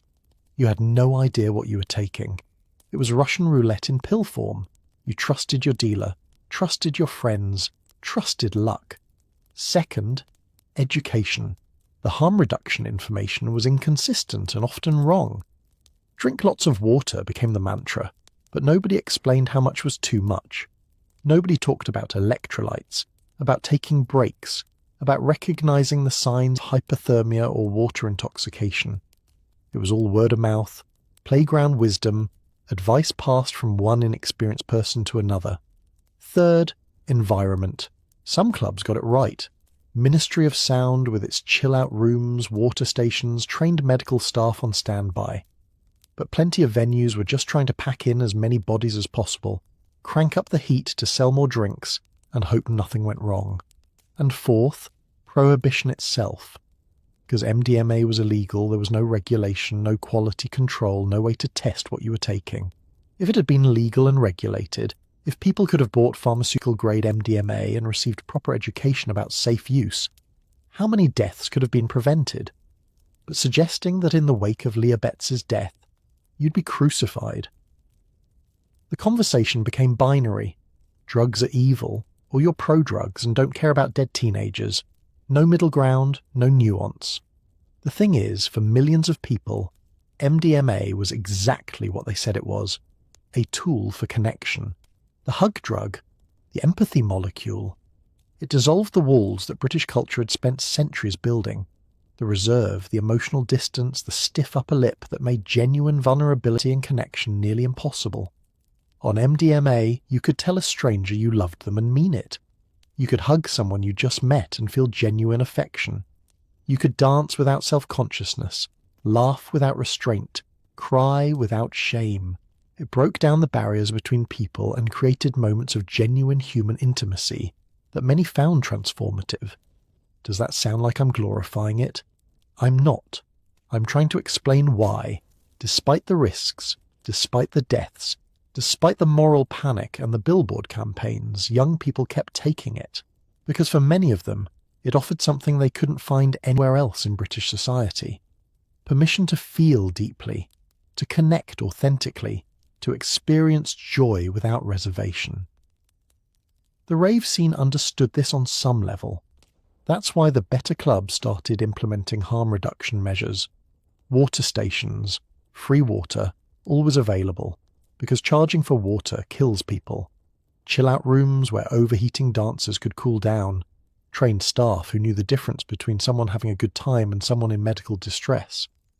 But it was always a tension, because acknowledging that people were using drugs meant admitting the drugs were part of the culture, and admitting that meant potentially losing your license, facing police raids, dealing with negative media coverage. So clubs walked this tightrope, providing safety measures without explicitly acknowledging what those measures were for. Here's free water, but we can't say it's because you're on MDMA and might overheat. Here's a chill-out room, but we can't acknowledge that you need it because you're coming down from a peak. It was harm reduction by euphemism, better than nothing, but far from ideal. And then there were the deaths. Because Leah Betts wasn't the only one. There were others, fewer than the media made it seem, but each one a tragedy, each one a family destroyed, each one ammunition for the people who wanted to shut the whole scene down. Do you know what's strange? At the time of Leah's death, studies estimated that about 1.5 million ecstasy pills were being consumed in Britain every weekend. 1.5 million. And the number of deaths, somewhere around 50 per year across the entire country. Compare that to alcohol deaths, which numbered in the thousands. Compare it to tobacco, which killed tens of thousands.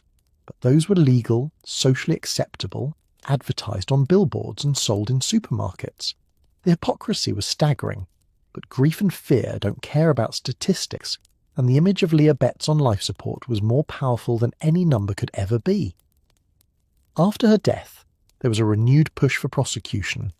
Essex police spent £300,000 investigating who'd supplied the pill. They assigned 35 officers to the case. In the end, they charged 4 of Leah's friends who'd been at the party. 2 took police cautions. 1 got conditional discharge. 1 was acquitted after a retrial. The actual dealer, never found. The supply chain, never traced. All that money, all that effort, and the only people punished were teenagers who'd been at a birthday party. But the real impact was cultural.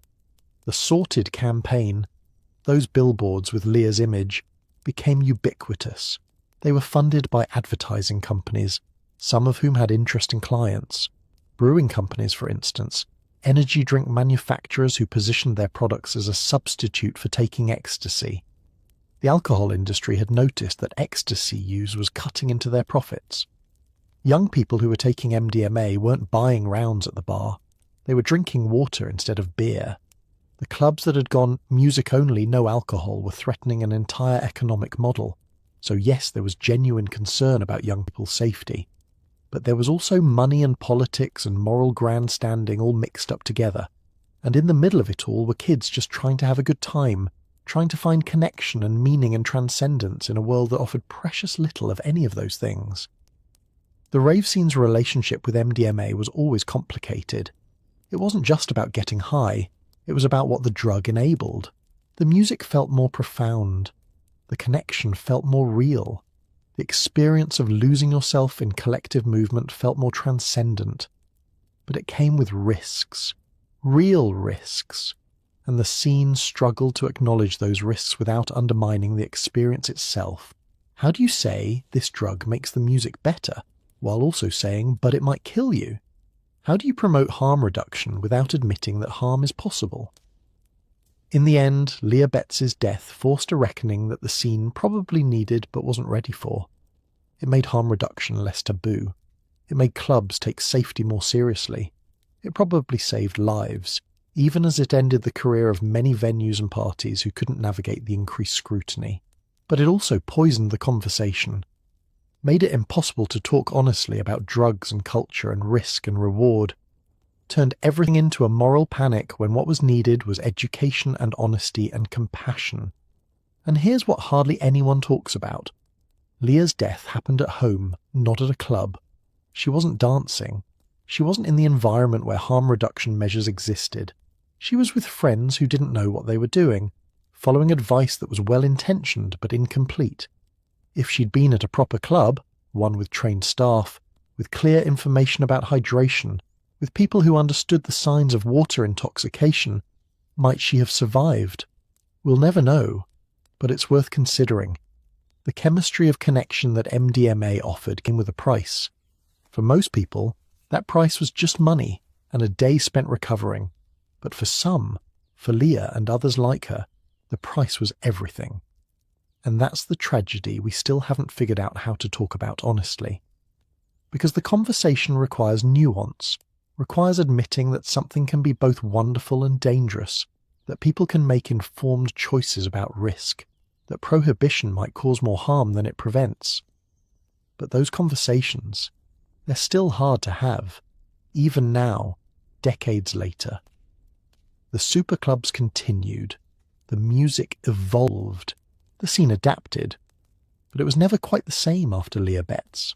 There was always that shadow, that reminder that transcendence and tragedy could be separated by nothing more than a few litres of water and incomplete information. And speaking of evolution, the music itself was about to undergo its own transformation. Because while the moral panic raged and the clubs implemented safety measures and the tabloids screamed about drug-crazed youth, something remarkable was happening in those darkened rooms. The sound was changing, fragmenting, evolving into forms nobody had anticipated. The thing about culture is that it never stands still. Even as the superclubs were establishing themselves, even as the government was trying to legislate against repetitive beats, even as the moral panic about drugs was reaching fever pitch, the music itself was mutating, evolving, fragmenting into a dozen different directions at once, because that's what happens when you give creative people the tools to make sound. They push boundaries you didn't even know existed. Let's go back to 1995 for a moment.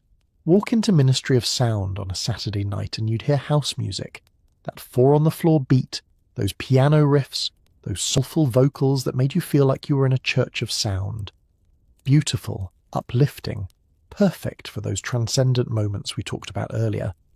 But walk into a different club, say, somewhere in East London, somewhere grittier, somewhere that still carried the energy of the illegal rave scene, and you'd hear something else entirely, something faster, something darker, something that sounded like the future arriving at 170 beats per minute.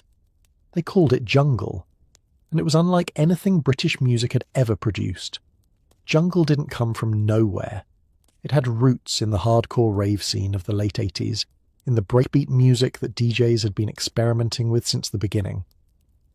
But somewhere around 1992, 93, something clicked. Producers started taking these drum breaks, especially one called the Amen break, 6 seconds of drums from a 1969 soul track that became the most sampled piece of music in history, and they started chopping them up, speeding them up, layering them over bass so deep it felt like it was coming from the Earth's core. The result? Absolute chaos. Beautiful chaos. Jungle was fast, impossibly fast by the standards of house music.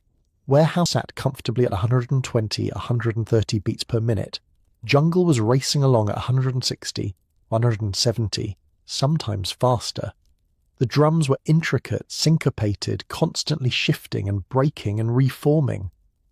And underneath it all, these massive bass lines that you didn't just hear, you felt them in your bones, in your organs, in parts of your body you didn't know could vibrate. And here's what made Jungle special, what made it uniquely British. It was multicultural in a way that most music scenes weren't. The producers and DJs were Black British, White British, Asian British. The sound itself was a fusion. Jamaican reggae and dub culture meeting American hip-hop meeting European techno meeting British rave culture. It was what happened when a generation of kids raised in multicultural London took all their influences and threw them into a blender set to maximum speed. Goldie, graffiti artist turned producer, became Jungle's first real superstar. His 1995 album Timeless was a revelation. Here was Jungle, but orchestral, sophisticated. The title track was 21 minutes long, 21 minutes of drums and bass and strings and vocals that took you on a journey. It entered the UK charts at number 7. Jungle wasn't underground anymore, it was knocking on the mainstream's door, and the mainstream didn't quite know what to do with it, because Jungle attracted a different crowd than house music. Younger, more diverse, more working class. The clubs that played Jungle, places with names like Roast and Telepathy, were grittier than the super clubs. The dress code was different. Hoodies and trainers instead of designer clothes. The vibe was different. Less about looking good, more about losing yourself completely in the madness of the music. Ronnie Size, a producer from Bristol, took Jungle even further. His 1997 album New Forms won the Mercury Prize, one of Britain's most prestigious music awards. Suddenly, the establishment was taking notice. This wasn't just dance music, this was art. But by the time Jungle was winning Mercury Prizes, it had already evolved again. The term drum and bass started replacing jungle, partly because the music was getting more polished, more technical, partly because jungle had acquired certain connotations that the scene wanted to move away from. Drum and bass split into subgenres. Liquid funk, smooth, soulful, jazzy. Neurofunk, dark, mechanical, futuristic. Jump up, bouncy, energetic, crowd-pleasing. Each with its own sound, its own club nights, its own dedicated followers. Meanwhile, something else was happening. Something that would eventually become massive but started small, in pirate radio stations and bedroom studios across London. UK Garage, or as everyone called it, UKG. If jungle was the sound of chaos and energy, UK Garage was the sound of sophistication and swagger. It started as an offshoot of American Garage House, that New York sound that had inspired Ministry of Sound in the first place. But British producers, being British producers, couldn't just copy it. They had to twist it, make it their own. They changed the rhythm from the straight four-on-the-floor house beat to something syncopated, skippy, off-kilter. They called it two-step because the beat patterns were more complex than simple 4/4. They chopped up vocal samples in this distinctive way, fragmented, stuttering, playing with the human voice like it was another instrument, and they added bass, not jungle bass. That was too aggressive, too much, but bass that was deep, warm, rolling, bass that made you move without overwhelming you. MJ Cole, a classically trained oboe player of all things, became UK Garage's breakout star. His track Sincere was sophisticated in a way that surprised people. Here was electronic music that understood melody, harmony, proper musical composition. It didn't sound like a rave. It sounded like the future of British pop music, and it kind of was. By 1999, UK Garage was everywhere. It dominated pirate radio stations. It filled clubs across London and beyond. Artists like Artful Dodger were having actual chart hits. Their track Rewind, featuring a young singer named Craig David, went to number 2 in the UK charts, kept off the top spot only by Cliff Richard singing The Lord's Prayer, which tells you everything about the cultural tension of that moment. Craig David himself became a phenomenon. His debut album, Born to Do It, was pure UK garage. Smooth, sexy, sophisticated. It sold millions. Suddenly garage wasn't underground anymore. It was competing with pop music and winning. The pirate radio stations were crucial to this. In an era before internet streaming, before Spotify, before anyone could just upload music and reach an audience, pirate radio was how new music spread.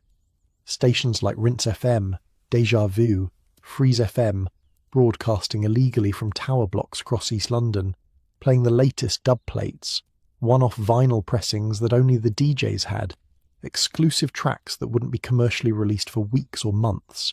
Listening to pirate radio was an adventure. The signal would fade in and out. You'd hear interference from taxi companies. Sometimes the police would raid the station, and it would go off air mid-broadcast. But for young people across London, it was essential. This was where you heard the future first. And the DJs, DJ EZ, Zed Bias, Wookie, they weren't just playing records. They were creating sets that were works of art. The way they'd mix, transitioning between tracks so smoothly you couldn't tell where one ended and another began. The way they'd rewind a track when it was going off, physically spinning the record backwards and dropping it again because the crowd was going so crazy it needed to hear it twice. Have you ever heard a sound that felt like it was made specifically for you? Like the producer had somehow climbed inside your head and figured out exactly what would make your body move involuntarily. That's what UK Garage did for a generation of British youth. But here's where it gets interesting, and where the story takes a turn that nobody expected. UK Garage started splitting. One direction led toward the commercial, more pop-friendly, more radio-ready, more accessible. This was the sound of Craig David, of So Solid Crew's 21 Seconds, of tracks that crossed over into the mainstream charts. But another direction led darker, heavier. The producers who wanted to keep pushing boundaries, who found the commercial sound too safe, too predictable, they started stripping things back, removing the soulful vocals, making the bass heavier, making the beats more aggressive. By 2002, 2003, a new sound was emerging from UK Garage's grimmier edges. They called it grime, and it was about to give birth to an entirely new culture, an entirely new generation of artists who would go on to dominate British music for the next 2 decades. But that's getting ahead of ourselves, because we're still in the late 90s, and there's something we need to talk about, something that united all these different sounds, house, jungle, drum and bass, UK Garage, despite their differences. The DJs, the high priests of the scene, the people who didn't just play music but curate experiences, guided journeys, created magic night after night. These weren't people pressing play on a laptop. This was a craft, an art form, and in the late 90s, some of these DJs achieved something approaching rock star status. Not because they had hit records, many didn't, but because when they got behind the decks, something transcendent happened. Carl Cox, for instance, a DJ so technically proficient he could mix on 3 turntables simultaneously. Not as a gimmick, but because he heard music in a way that required 3 streams to fully express what was in his head. Sasha and John Digweed, 2 DJs who formed a partnership that redefined what progressive house could be. Their sets weren't just collections of tracks, they were journeys, carefully constructed narratives that took you from quiet introspection to ecstatic release over the course of 8 hours. Pete Tong, who somehow managed to bridge the gap between underground credibility and BBC Radio 1 mainstream acceptance. His Essential Mix radio show became must-listen programming, introducing millions to music they'd never hear anywhere else. These DJs became celebrities, not YouTube influencers or TikTok stars, actual celebrities. People queued for hours to see them. Promoters flew them around the world. They earned more in a weekend than most people earned in a year, and they deserved it. Because what they did was genuine alchemy. Taking vinyl records, pieces of plastic with grooves cut into them, and transforming them into experiences that people would remember for the rest of their lives. The late 90s were a golden age for this. The superclubs were packed every weekend. The music was constantly evolving. The culture felt vital, alive, important. And underneath it all, driving it forward, was this relentless innovation from producers and DJs who were pushing electronic music into territories nobody had explored before. But all golden ages come to an end, and this one was about to face its own crisis, not from the government this time, but from within, from the relentless pressure to commercialize, to grow, to appeal to ever wider audiences. Because success brings its own problems, and as UK clubland entered the new millennium, it was about to discover what happens when underground culture becomes mainstream entertainment. Something strange happened in the mid to late 90s, something that had never really happened before in the history of popular music. People who didn't sing, didn't play instruments, didn't write songs in the traditional sense. These people became superstars, DJs, just DJs. And not in the old sense, where a DJ was someone who played records on the radio or at wedding receptions.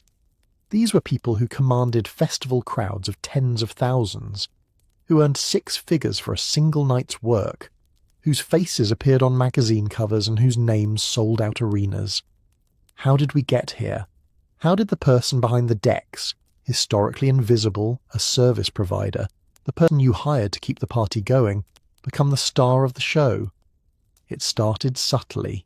In those early rave days, the DJ was part of the collective experience. Important, sure, but not the focus.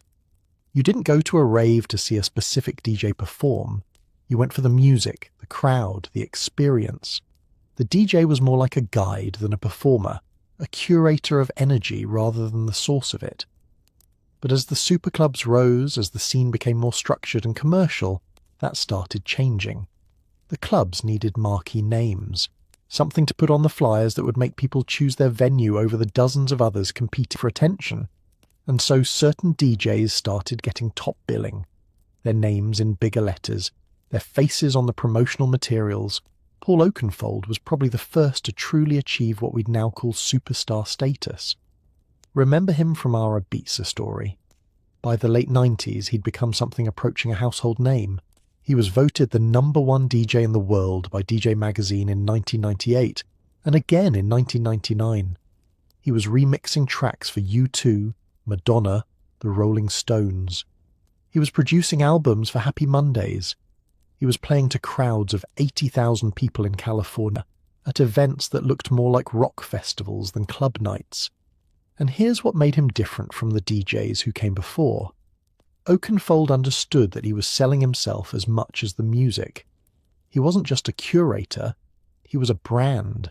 He launched a record label, Perfecto Records, that became hugely influential.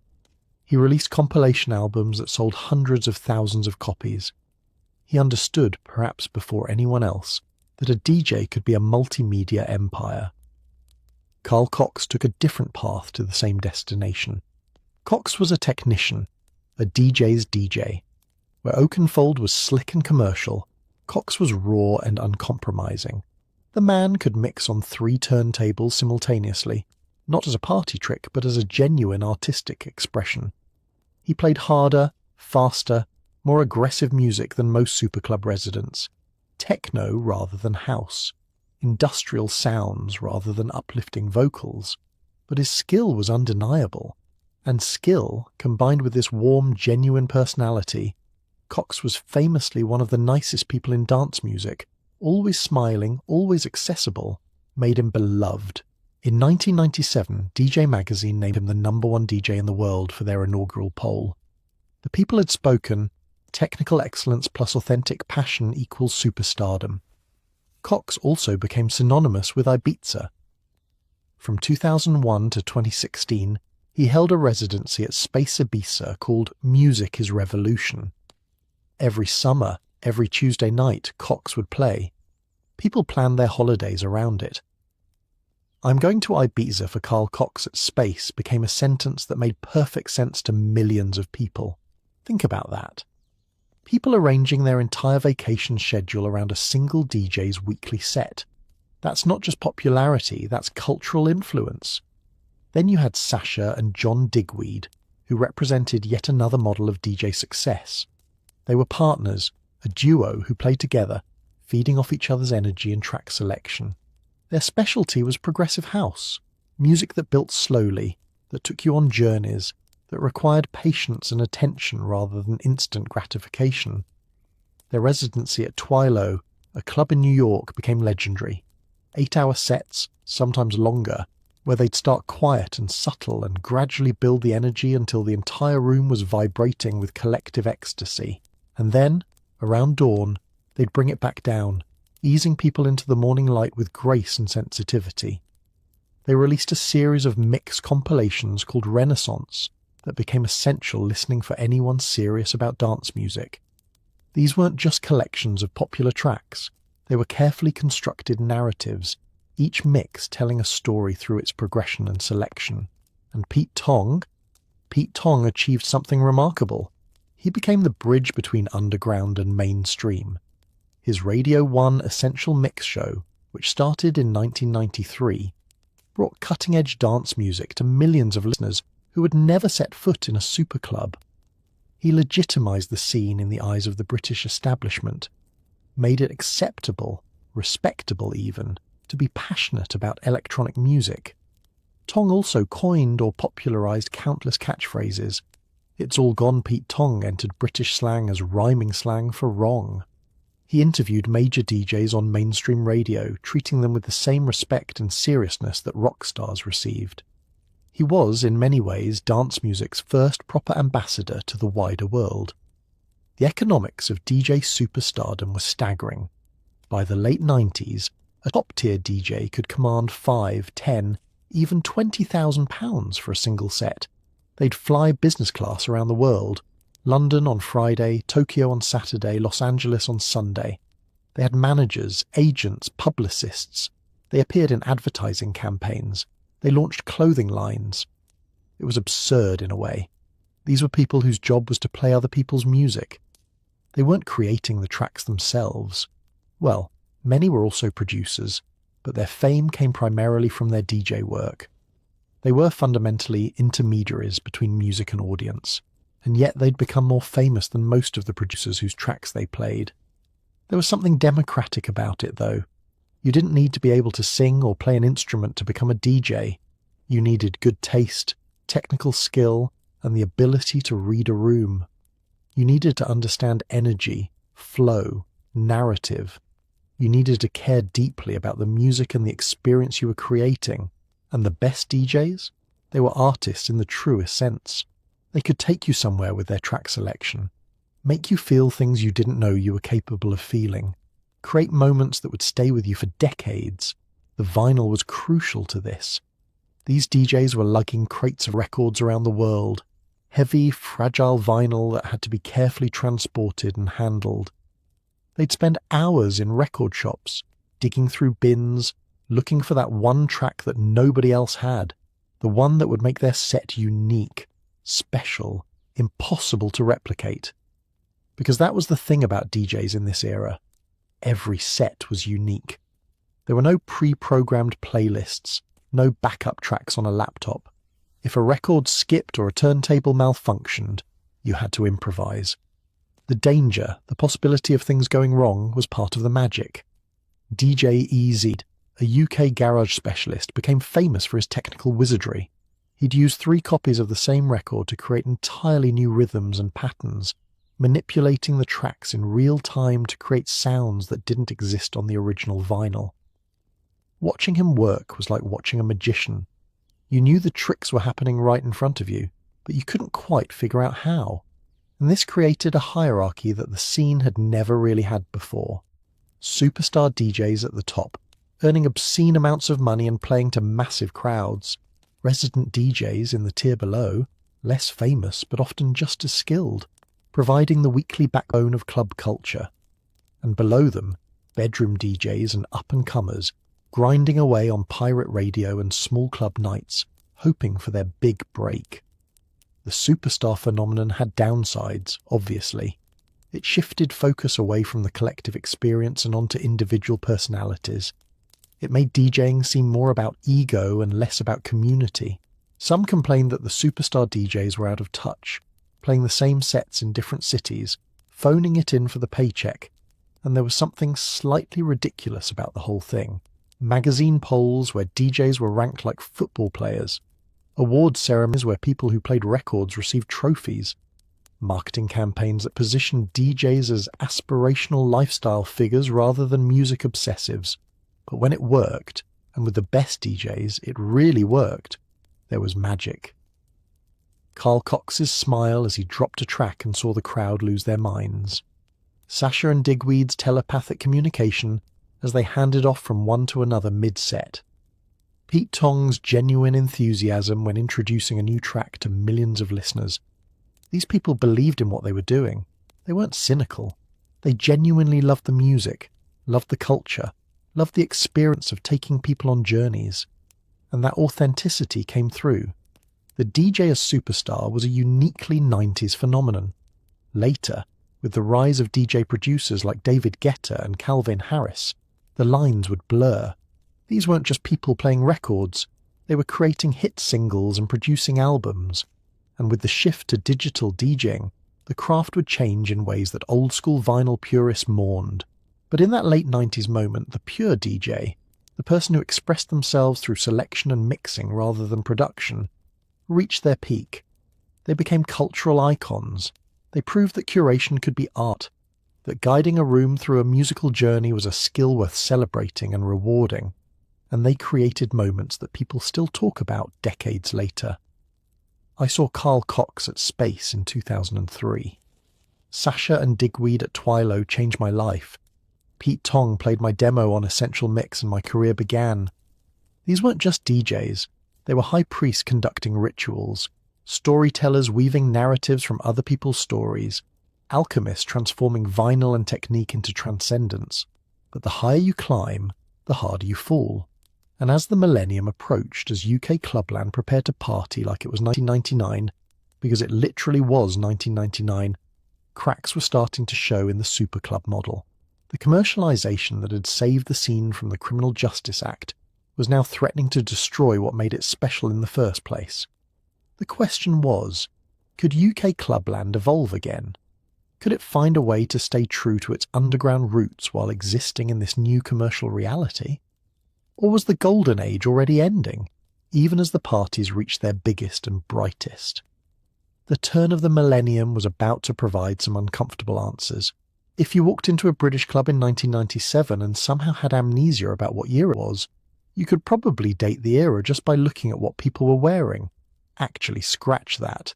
You could probably identify which type of club you were in before the music even started. Because 90s Clubland didn't just create music and movements, it created entire aesthetic universes, dress codes that were as tribal and specific as any subculture that had come before, ways of presenting yourself to the world that said everything about who you were and what you believed in, and some of it was absolutely ridiculous, wonderfully, gloriously, unapologetically ridiculous. Let's start with the ravers, the OG rave look that emerged from those early warehouse parties and never fully went away. Baggy jeans, and I mean baggy. We're talking jeans so wide at the bottom they look like you were wearing denim parachutes attached to your legs. The kind where you could hide a small family in each leg and nobody would notice. Why? Practical reasons, partly. You're dancing for 8 hours straight. You need comfort. You need airflow. You need freedom of movement. But it was also aesthetic. The baggier your pants, the more you looked like you didn't care about conventional fashion. Like you'd rejected the tight-fitting, body-conscious 80s and embraced something looser, freer, more comfortable. Oversized t-shirts and hoodies. Same logic. You're going to be covered in sweat, yours and everyone else's, within an hour. Might as well wear something that breathes, something that can get disgusting, and you won't care because it only cost £5 at the market. And trainers. Always trainers. Comfortable ones, usually cheap ones, because they were going to get destroyed on the dance floor. You'd see people wearing the same battered Reeboks or Nikes week after week, the soles separating from the uppers, held together with determination and prayer. The colour palette, often fluorescent. Neon greens, electric blues, shocking pinks. Under the UV lights in the club, these colours would glow. You'd become a moving beacon of light, part of this constellation of luminous bodies all orbiting the same base-heavy sun. Accessories mattered too. Glow sticks, those little tubes of chemicals that you'd crack and shake to make them light up. People would wear them as bracelets, necklaces, wave them around while dancing, creating light trails in the smoky darkness. It sounds childish, and it was, in the best possible way. A return to the simple joy of playing with light and colour. Pacifiers. Yes, as in baby pacifiers. This one was directly drug-related. MDMA makes you clench your jaw, grind your teeth, and having something to chew on helps. But it also became a symbol. This exaggerated innocence, this embrace of childlike wonder and vulnerability. Grown adults with pacifiers around their necks, and somehow, in that context, it made perfect sense. Whistles were huge too. The kind that sports referees use, but in clubs, people would blow them in rhythm with the music during the big moments. When the track dropped, when the energy peaked, you'd hear this cacophony of whistles cutting through the bass. It was participation, making yourself part of the music, part of the moment. Now, if you went to a superclub like Ministry of Sound or Cream, the aesthetic was different, more sophisticated. Black was the dominant colour. Black shirts, black trousers, black shoes. Sleek, minimal, urban. The kind of look that said, I take this seriously. This isn't just a party, it's a cultural experience. Designer labels started creeping in. People wearing Armani to go dancing, Dolce & Gabbana, Versace. The superclubs attracted a different crowd, or at least added a different crowd to the original ravers. People with money, with corporate jobs, who saw clubbing as lifestyle rather than lifestyle rebellion. There was tension there. The old-school ravers, the ones who'd been going to warehouses since the late 80s, sometimes looked at the superclub crowd with suspicion. All these people who'd shown up after the music went legal, after it was safe and sanitized and fashionable. Weekend warriors, they'd call them dismissively. People who lived conventional lives Monday through Friday and then cosplayed as ravers on Saturday night. But honestly, that judgment was a bit unfair, because everyone starts somewhere, and plenty of those weekend warriors fell genuinely, deeply in love with the culture, became as committed as anyone who'd been there from the beginning. The happy hardcore scene had its own aesthetic entirely. If the house music crowd was trying to look sophisticated and the jungle crowd was going for urban credibility, the happy hardcore kids went full cartoon character.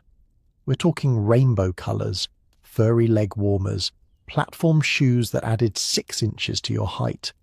Cyberdog, this shop in Camden, became the unofficial uniform supplier for this crowd. They sold clothes that looked like they'd been designed by someone who'd watched too much anime while on psychedelics. Metallic fabrics, PVC, holographic materials, things covered in patterns that hurt your eyes to look at. And people wore this stuff outside, would travel to clubs on public transport looking like they were extras in a sci-fi film about extremely cheerful aliens. It took courage, honestly. Walking through a British city in the late 90s dressed like you were en route to a rave took a certain amount of not giving a damn that was admirable. You'd get stares, comments, sometimes abuse, but the happy hardcore kids wore it like armour, like a statement. We're different, we're weird, and we're proud of it. The garage scene, when it emerged, brought yet another aesthetic. More styled, more put together. The guys wore polo shirts, Fred Perry, Burberry, designer sportswear, clean trainers, expensive ones, gold chains, not as hip-hop bling but as understated status symbols, hair gelled within an inch of its life. The women, and the garage scene was one of the few where women were highly visible and celebrated, wore heels to go dancing. Actual heels. Tight dresses, immaculate makeup, hair that had clearly taken hours. It was glamorous in a way that the rave scene had never been. This was South London style. Urban British fashion that mixed influences from Caribbean culture, American hip-hop, and British working-class flash. It was about looking good, about presentation, about respect. You didn't just roll up to a garage night in whatever you'd been wearing all day. You made an effort. And here's what's interesting. All these different tribes coexisted in the same cities, sometimes in the same neighbourhoods. You could walk down a street in East London on a Saturday night and see all these different flavours of club culture heading to their respective venues. The baggy-jeaned ravers going to one place, the black-clad househeads to another, the rainbow-coloured happy hardcore kids to a third, the styled-up garage crowd to a fourth. And they'd eye each other with a mixture of curiosity and territorial wariness, like different species sharing the same ecosystem but occupying different niches. But underneath all the superficial differences, there was something unifying, something that all these tribes shared even if they'd never articulate it. The belief that what you wore mattered. That fashion wasn't frivolous but fundamental. That how you presented yourself to the world was a form of communication, a way of signalling your values and affiliations without saying a word. Can you imagine that level of commitment to a subculture now? In an era where everyone's aesthetic is curated from Pinterest and algorithm-fed Instagram, where trends change monthly, where ironic distance is the default mode. The 90s club kids weren't being ironic. They meant it. Those ridiculous outfits, those tribal signifiers, they were sincere expressions of identity. And the scene was surprisingly inclusive about gender and sexuality in ways that mainstream British culture wasn't. Gay clubs had always been part of dance music culture. That's where a lot of house music came from gay black and Latino clubs in New York and Chicago. And in British clubs, especially the bigger ones, there was a fluidity and openness that was radical for the time. Men wore makeup, women wore masculine clothes. People experimented with gender presentation in ways that would have been dangerous or impossible in other contexts. The dance floor was a space of freedom, from judgment, from rigid categories, from the expectations of straight society. Straight boys would come to these clubs and realize, maybe for the first time, that the gay guys they'd been taught to fear or mock were just people, dancing next to them, sharing water, having the same transcendent experiences. It didn't solve homophobia. Britain was still deeply homophobic in the 90s, but it chipped away at it, made it harder to maintain prejudice when you'd spent Saturday night having the time of your life alongside people you'd been told to hate. The fashion also reflected something about class that's easy to miss. Rave culture was one of the few spaces where working class and middle class kids mixed freely, where what your parents did for a living mattered less than whether you understood the music, where expensive designer clothes and cheap market finds could coexist on the same dance floor. A kid from a council estate in his 15-quid tracksuit could be having the exact same experience as a university student in designer labels. The drugs helped with this, obviously. MDMA is a great equalizer. But the culture itself was fundamentally anti-hierarchical in a way that British society typically isn't. By the late 90s, some of this fashion was bleeding into the mainstream. You'd see people wearing club-influenced clothes in non-club contexts. High street shops started stocking baggy jeans and metallic fabrics. What had been subcultural became fashionable, which was both a victory and a loss. A victory because it meant the culture had influence. A loss because the looks lost some of their meaning when divorced from the context that created them. And there was something beautiful about walking into a club and immediately knowing your tribe by what they wore. About the silent communication that happened through fashion choices. About building your outfit for Saturday night with the same care that someone might build a playlist or plan a journey. The clothes mattered because the culture mattered. Because going out wasn't just entertainment, it was identity. Who you were, what you believed, what you valued, all of it was expressed through how you dressed and where you went and what music made you move. Looking back now, with decades of distance, some of those fashion choices seem absurd. The platform shoes that made you a genuine full risk. The jeans so baggy they were basically fabric tents. The accessories that served no practical purpose except to signal belonging. But that absurdity, that commitment to looking completely ridiculous by mainstream standards, that was the point. It was a rejection of normal, a statement that normal wasn't good enough, that conventional British life with its suits and sensible shoes and emotional constipation was something you could opt out of, at least on Saturday night. The tribes have mostly dissolved now. The clear distinctions between different types of clubbers have blurred. But for a while there, in that golden age of 90s clubland, fashion mattered. Identity mattered, and what you wore when you walked into a dark room to dance until dawn said everything about who you were and what world you were trying to build. But fashion and music and identity were all happening within a very specific geography. Because this wasn't just a London story. Despite what many London-centric accounts would have you believe, the regional differences in UK club culture were profound, and they tell us something crucial about how this movement spread and evolved across the entire country. Here's a question. When was the last time adults were genuinely terrified of the music their children listened to? Not annoyed, not bemused, but actually frightened. The 90s rave scene achieved something remarkable in this regard. It made middle-aged Britain lose its collective mind, and the tabloid media, always happy to stoke panic for profit, turned that fear into a years-long campaign that would have been comical if it hadn't been so damaging. Evils of ecstasy, screamed The Sun. Spaced out, shrieked the Daily Mail. The tabloids discovered that rave culture sold papers the way war and royal scandals sold papers. Every weekend brought new horror stories. Kids collapsed at raves. Teenagers turned into zombies. Your daughter's boyfriend was secretly a drug dealer. The youth of Britain were one pill away from permanent brain damage. The language was biblical, moral, apocalyptic. This wasn't just kids having fun. This was the corruption of innocence, the breakdown of society, the end of civilization as decent people knew it. And the photos they ran? Always the worst possible angle. Sweaty faces caught mid-dance, mouths open, eyes wide. Printed with captions like drug-crazed ravers or Britain's lost generation. They'd take images of people experiencing joy and reframe them as evidence of degeneracy. Do you remember those stranger danger panics from when you were a kid? When every adult who wasn't your parent was treated as a potential threat. The rave panic was similar, except the danger was supposedly coming from the music itself. From repetitive beats that somehow hypnotized young people into taking drugs and abandoning their futures. The BBC got in on it too. Panorama, their flagship investigative documentary programme, did multiple episodes on the rave crisis. They'd send middle-aged reporters into clubs with hidden cameras, filming sweaty dancers and calling it evidence of moral collapse.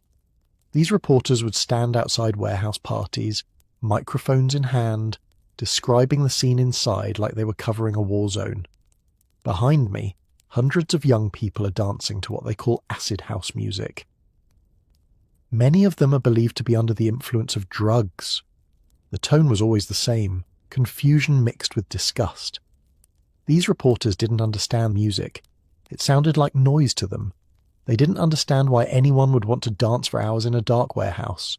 And what they didn't understand, they feared. And what they feared, they demonized. Here's what's fascinating, though. The moral panic actually helped the scene in some ways, because every time the tabloids ran another hysterical headline, more young people got curious. What is this thing that's making adults so scared, they'd wonder, and they'd go find out for themselves. The forbidden is always more attractive than the permitted. By positioning rave culture as dangerous and rebellious, the media inadvertently made it cooler, more desirable, more essential. But the real damage wasn't to the scene. It was to the individuals caught in the media's crosshairs. Remember Leah Betts, whose death we talked about earlier?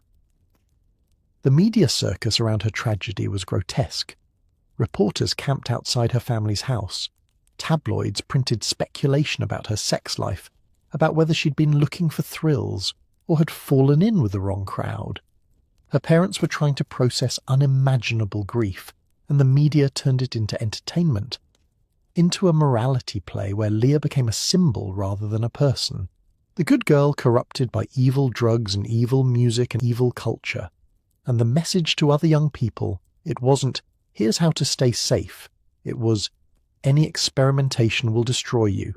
No nuance, no harm reduction, just abstinence and fear. The church got involved too. Christian groups held prayer vigils outside clubs. They'd hand out leaflets with titles like Satan's Beats and The Devil's Music. They genuinely believed that electronic music was somehow spiritually corrupting, that the repetitive beats were a form of brainwashing that made young people vulnerable to demonic influence. I'm not exaggerating. There were actual sermons preached about this. Ministers standing in pulpits, warning their congregations that rave culture was a spiritual battleground, that parents needed to save their children's souls by keeping them away from dance music. It was rock and roll panic all over again. Every generation has its moral panic about youth culture. Jazz in the 20s, rock in the 50s, punk in the 70s, and now, in the 90s, it was electronic music's turn to be blamed for society's ills. Politicians loved it. Nothing wins votes like promising to protect children from threats, real or imagined. Conservative MPs would stand up in Parliament and talk about the rave menace like they were discussing terrorism. Labour MPs, trying not to seem soft on crime, would often agree. There were calls for harsher drug penalties, for stronger policing, for laws that would make it easier to shut down parties and prosecute organisers, and as we've discussed, those calls eventually resulted in the Criminal Justice Act, legislation that literally made certain types of music gathering illegal. But here's what the media panic missed entirely. The rave scene wasn't about self-destruction. For most young people, it was about the opposite. It was about connection, community, transcendence, about finding spaces where they felt accepted and free, where the stress of modern life, unemployment,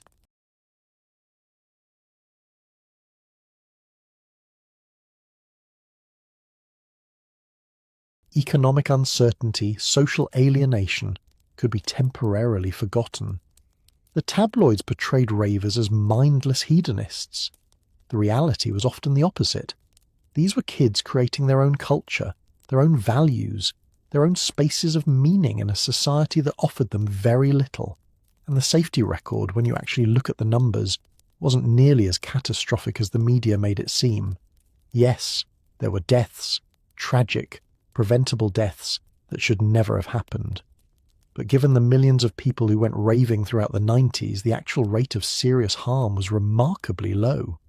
Compare it to alcohol, the legal, socially acceptable drug that British culture was built around. The thousands of people who died every year from alcohol-related causes, the countless instances of alcohol-fueled violence. But those deaths didn't make headlines, didn't inspire moral crusades, because alcohol was normal, acceptable, part of respectable British life. A kid dying from ecstasy at a rave.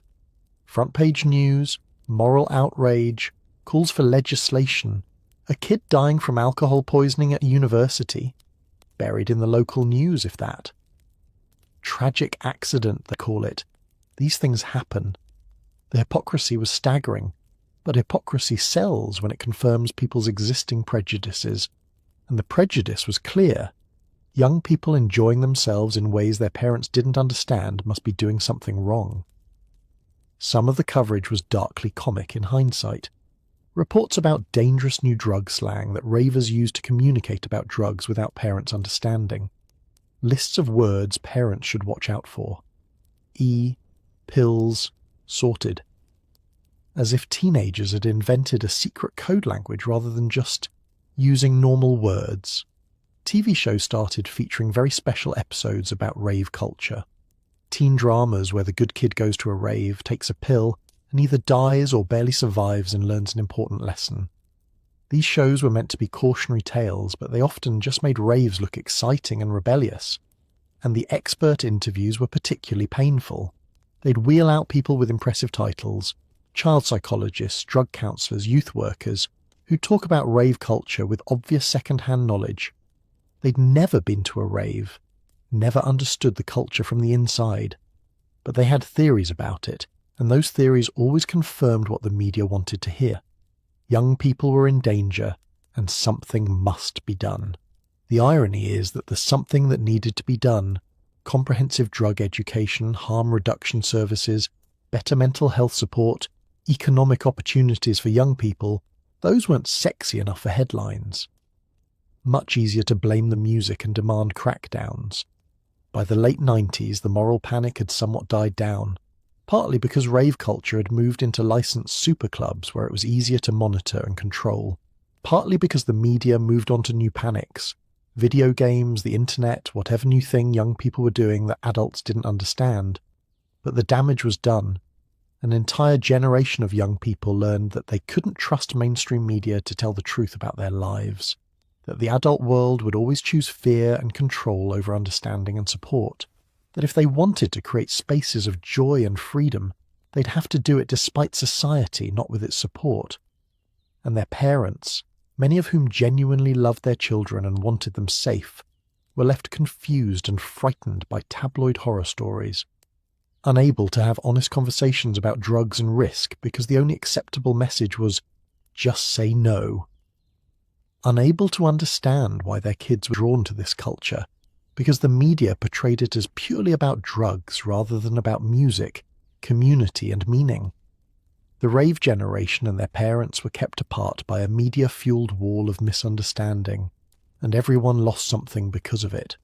But despite the moral panic, despite the crackdowns, despite the Criminal Justice Act and the tabloid campaigns and the parliamentary speeches and the church sermons, the music didn't stop.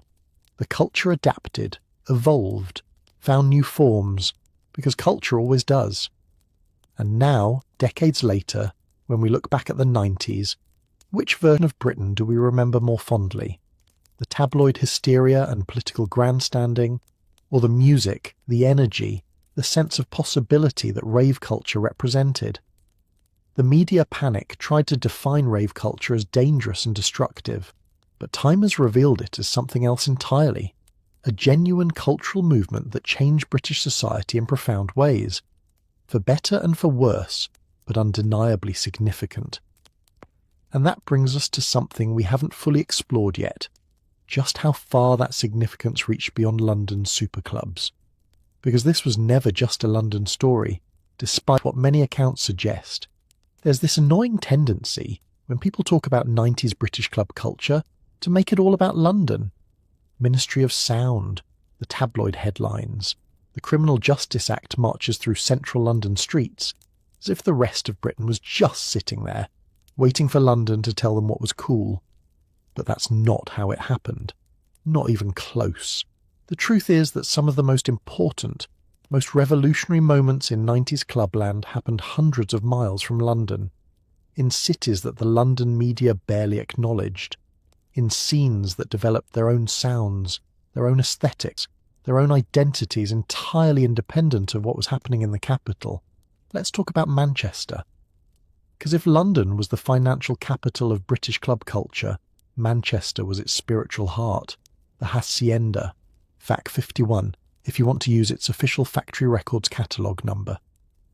Opened in 1982, nearly a decade before Ministry of Sound, this converted warehouse on Whitworth Street West was where everything that would later be called Manchester was born and raised and eventually died. The hacienda was never financially successful.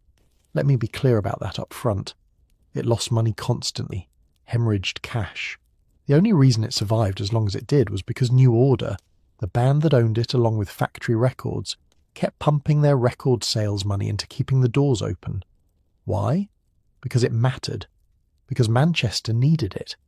Because the hacienda wasn't just a club, it was a statement, a declaration that Manchester could create culture that mattered, that working-class northern kids could have transcendent experiences without asking London's permission. The early years were rough. The club was too big for the crowds it attracted, too avant-garde for mainstream Manchester tastes. They'd host events where more people were on stage than in the audience. It was embarrassing, almost tragic. But then Acid House happened, and suddenly the hacienda made sense. DJs like Mike Pickering and Graham Park started playing this new sound from Chicago and Detroit. House music, acid house, electronic beats that were perfect for the MDMA that was flooding into Manchester at the same time. And something clicked. The right music, the right drugs, the right crowd, the right moment, all converging in this cavernous space in central Manchester.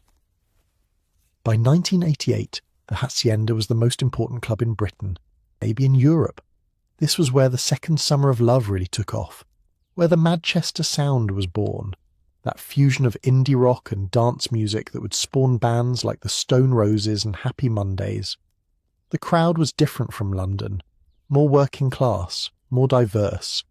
White kids and black kids and Asian kids all dancing together in a city that had been torn apart by economic decline and racial tension under Thatcher. The Hacienda became this temporary autonomous zone where those divisions didn't matter, where everyone was united by the music and the moment. The fashion was iconic too. Baggy jeans so wide they looked like fabric buckets, flares that made a swish sound when you walked, bucket hats that became the uniform of an entire generation, Joe Bloggs jeans, Adidas trainers. The whole baggy aesthetic that would eventually spread across Britain started in Manchester, in the Hacienda, worn by kids who were part indie kid, part football casual, part raver. But here's what made Manchester different from London. It was more dangerous, much more dangerous. By the early 90s, organised crime had figured out that there was serious money in the drug trade around clubs, and the Hacienda, with its thousands of customers every week, became a target. Gangs started trying to control the door, to take over drug sales inside, to use the club as a base for their operations. The violence escalated. Fights, stabbings, shootings. Not every week, but often enough that everyone knew someone who'd been caught up in it. The club tried to hire security, but the gangs intimidated the security. Tried to implement stricter door policies, but the gangs found ways around them. In 1991, the Hacienda temporarily closed after a man was stabbed. It reopened with more security, but the problems continued. By the mid-90s, the atmosphere had changed completely. You couldn't just lose yourself in the music anymore. You had to be aware, careful, watching for trouble. One of Manchester's most respected DJs, Dave Haslam, left in 1994 after working nearly 500 nights there. He called it the most depressing day in Manchester club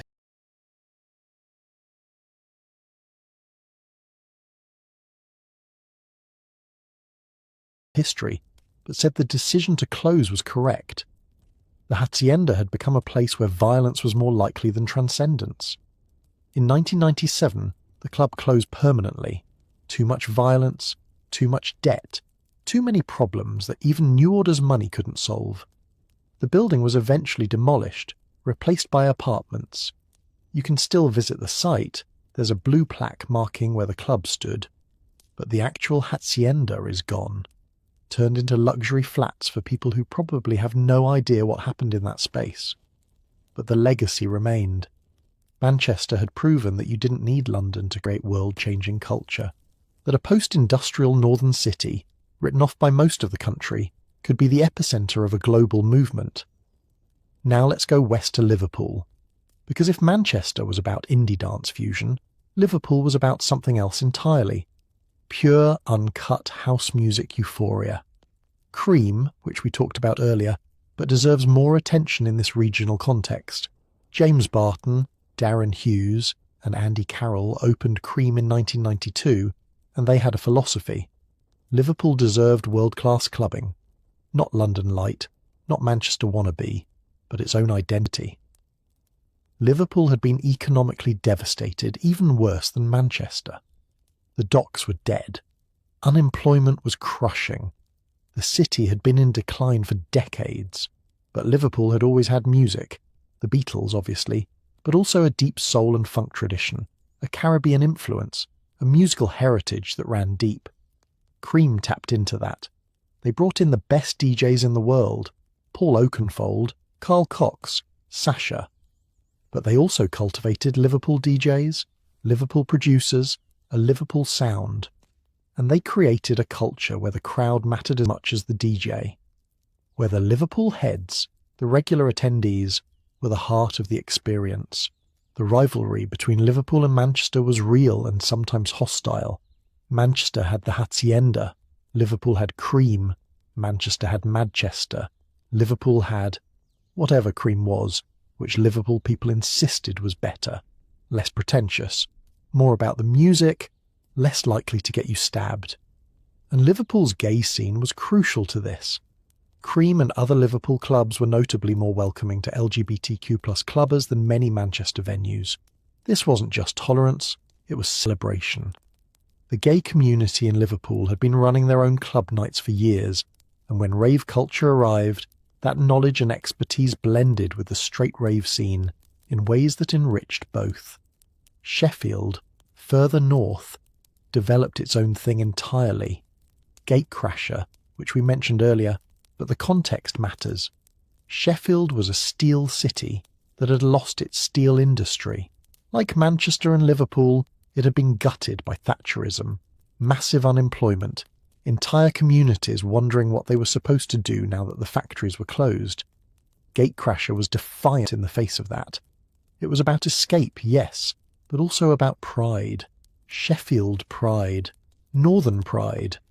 The production values were insane, better than most London clubs. The crowd was fierce. The Crasher kids with their platform shoes and fluorescent clothing, looking like they'd stepped out of a particularly optimistic science fiction film. And the music was trance. Not house, not techno, but trance.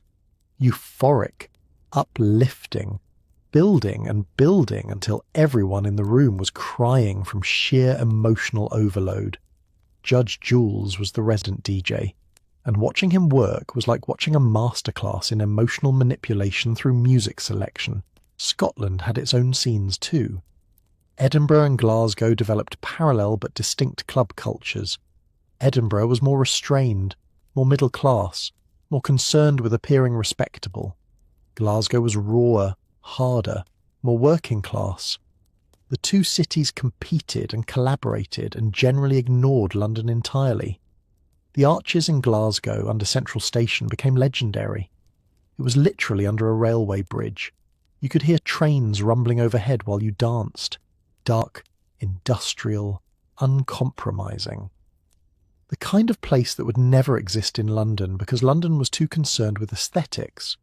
The Arches just was. No apologies. And Wales? Wales had the valleys, the old mining communities that had been destroyed by Thatcher's war on the unions. These towns hosted some of the most intense, most committed rave culture in Britain. Not in licensed clubs, but in community centres, village halls, anywhere they could set up a sound system. The Welsh raves were different, more community-oriented, more political, sometimes explicitly so, more connected to the history of working-class organising that had defined Welsh valleys for generations. The music brought people together the way the unions used to. What all these regional scenes shared was a sense that they were creating something that belonged to them, not handed down from London, not copied from America, but genuinely local, genuinely theirs, and they influenced each other.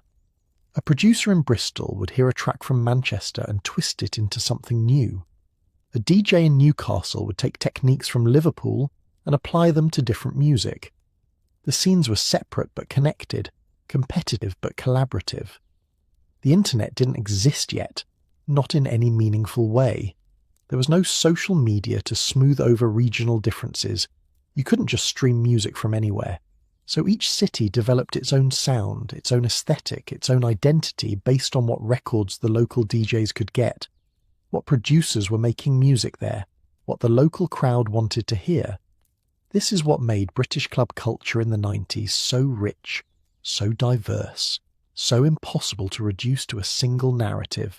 It wasn't one movement. It was a dozen movements, all happening simultaneously, all influencing each other, all responding to similar economic and social conditions, but in different ways. London had the money and the media attention, but Manchester had the hacienda. Liverpool had Cream. Sheffield had Gatecrasher. Glasgow had the Arches, and every city, every town had its own clubs, its own DJs, its own ravers, who believed that what they were doing mattered. And they were right. It did matter. Because these weren't just parties. They were assertions of dignity and joy in the face of economic devastation. They were working-class kids, and middle-class kids, and all kinds of kids, creating their own culture because the culture they had inherited offered them nothing. The regional scenes also preserved something that London's superclubs were starting to lose: authenticity. In Manchester and Liverpool and Sheffield, going to a club wasn't about being seen or networking or keeping up with trends. It was about the music, about the community, about having an experience that made the rest of your week bearable.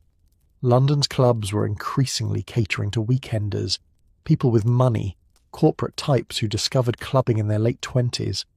The northern clubs still felt like they belonged to the kids who'd been there from the beginning, who'd grown up with this music, for whom it wasn't a lifestyle choice but a fundamental part of identity. This created tension, of course. The northern scenes looked at London and saw commercialisation, gentrification, the loss of what made the culture special.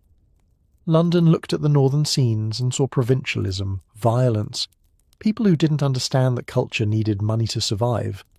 Both were partially right. Both were missing something.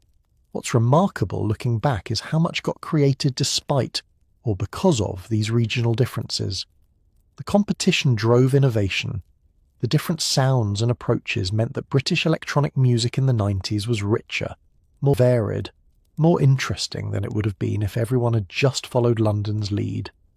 And when the scene started to change, when the millennium approached and new challenges emerged, these regional differences would matter even more, because what worked in London wouldn't necessarily work in Manchester, and what Manchester did wouldn't translate to Liverpool, and all of them were about to face a new reality that would test whether the culture they'd built could survive its own success.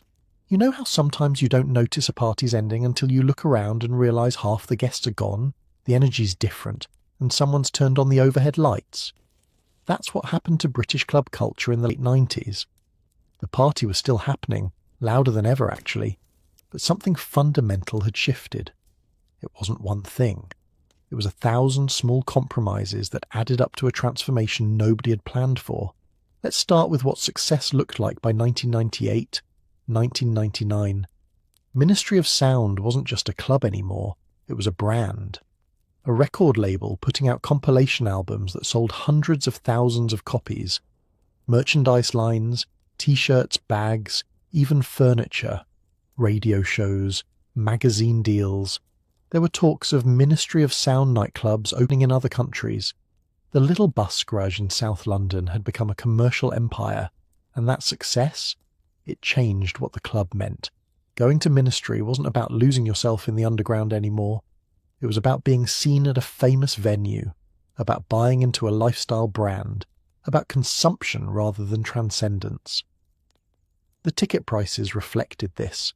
What had cost £10, maybe £15 in the early 90s was now £25, £30, and that was just to get in the door. Drinks were extortionate. The whole experience was becoming exclusive in ways that contradicted everything the scene had supposedly stood for. Remember how we talked about the rave scene being anti-hierarchical? About how it didn't matter what your job was or where you came from? By the late 90s, that was eroding. The superclubs were attracting a different crowd, or at least adding a different crowd to the original faithful. City workers, finance types, people with expense accounts who saw clubbing as just another form of entertainment, like going to a West End show or a nice restaurant. And the music was changing too. Not evolving, that would have been fine. But commercial pressures were pushing it toward the middle, toward the safe, toward what would appeal to the widest possible audience. Have you ever noticed how when something underground becomes mainstream it loses its edge? Dance music was experiencing that in real time. The charts in 1998, 1999 were full of tracks that sounded like club music but felt different. Softer, more polished, designed for radio play as much as for dance floors. Artists who'd been underground heroes were suddenly making pop records, which was fine. Artists deserve success, deserve to make money, but it changed the culture. The boundary between rave music and pop music became increasingly blurred. With that blurring came a loss of identity, a loss of that sense that this was something special, something that belonged to a specific community. The Prodigy's Firestarter hit number 1 in 1996. The Chemical Brothers were playing to massive festival crowds. Fatboy Slim, aka Norman Cook, who'd been in various indie bands before reinventing himself, became one of the most famous musicians in Britain. His track Praise You was unavoidable in 1999, playing everywhere from clubs to supermarkets. This was the dream, right? Dance music had won. It had gone from illegal raves in fields to dominating the charts, From something parents feared to something that was commercially acceptable, culturally celebrated. Except something had been lost in that journey. The clubs themselves were getting bigger, more corporate. The intimate spaces where you could feel connected to everyone in the room were giving way to massive venues that felt more like concerts than communal experiences. You weren't dancing with a community anymore. You were part of an audience, consuming entertainment provided by DJ celebrities and event promoters, and the drugs were changing. The early 90s had MDMA of questionable but generally reasonable quality. By the late 90s, what was being sold as ecstasy was increasingly cut with other substances: speed, ketamine, sometimes barely any MDMA at all. The pills got worse, and the experience degraded with them. People who'd been part of the scene since the beginning started to notice that nights out didn't feel the same anymore. The magic was harder to find. The connection was less automatic. You'd go to a club and instead of experiencing transcendence, you'd spend half the night queuing for bathrooms, dealing with aggressive security, surrounded by people who were more interested in taking selfies than dancing. Okay, that's anachronistic. This was before smartphones, but you get the idea. The energy had shifted from participation to performance, from being to consuming. And then there was what the cool kids started calling cheesy clubbing. This is where things get complicated because some people's cheese is other people's joy. But there was a definite split happening in the scene. On one side, you had the purists, the people who'd been there from the beginning, who still believed in the underground ethos, who thought commercial success had ruined everything. They retreated into smaller venues, more specialized nights, music that was intentionally obscure and challenging. Progressive house, tech house, minimal techno, sounds that required commitment and education to appreciate. On the other side, you had what was sometimes dismissively called handbag house, commercial dance music that was designed for maximum accessibility, uplifting, melodic, safe, the kind of music that corporate types and hen parties could enjoy without feeling challenged or confused. And you know what? Both sides had a point. The purists were right that something valuable had been lost in the commercialization, but they were also sometimes elitist, gatekeeping, more interested in being cool than being inclusive. And the commercial side, while criticized for being shallow, was still giving millions of people joy, connection, memorable nights. The scene was fracturing along these lines. You had to choose. Were you underground or mainstream? Pure or commercial? Cool or accessible? And that choice itself was a betrayal of what the original rave scene had represented. A space where those divisions didn't matter. The internet was starting to appear too, which would eventually revolutionize music distribution and club culture. In 1999, Napster launched, and suddenly, music that had been rare, precious, available only on vinyl or exclusive white labels, could be shared globally. This democratized access, which was good, but it also killed some of the mystique. The thrill of hearing a track for the first time in a club, played by a DJ who'd hunted for it, started to fade. Club promoters were under new pressures too. The licensing laws were strict. The police were watching. Insurance was expensive. There were health and safety regulations. All the things that came with being legitimate businesses rather than underground parties.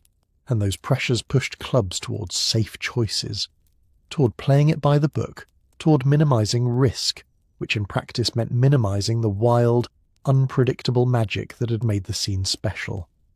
Some venues tried to resist, tried to maintain the original spirit while operating in this new commercial reality, but it was hard. How do you stay underground when you're on the cover of magazines? How do you maintain intimacy when you're packing 3,000 people into a venue every weekend? How do you keep it about the music when your financial survival depends on bar sales and merchandise? There were successes, don't get me wrong, individual nights that still captured the magic, DJs who maintained their integrity, promoters who genuinely cared about culture over profit, but the overall trajectory was clear. Club culture was becoming entertainment industry. The revolution was becoming a product, and young people were noticing.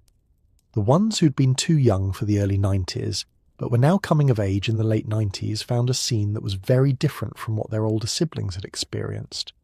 More expensive, more commercial, more ordinary. Sure, you could still have great nights, but the sense that you were part of something countercultural, something that scared your parents and confused the authorities, that was fading. Some looked for alternatives. The free party scene, though damaged by the Criminal Justice Act, still existed in pockets.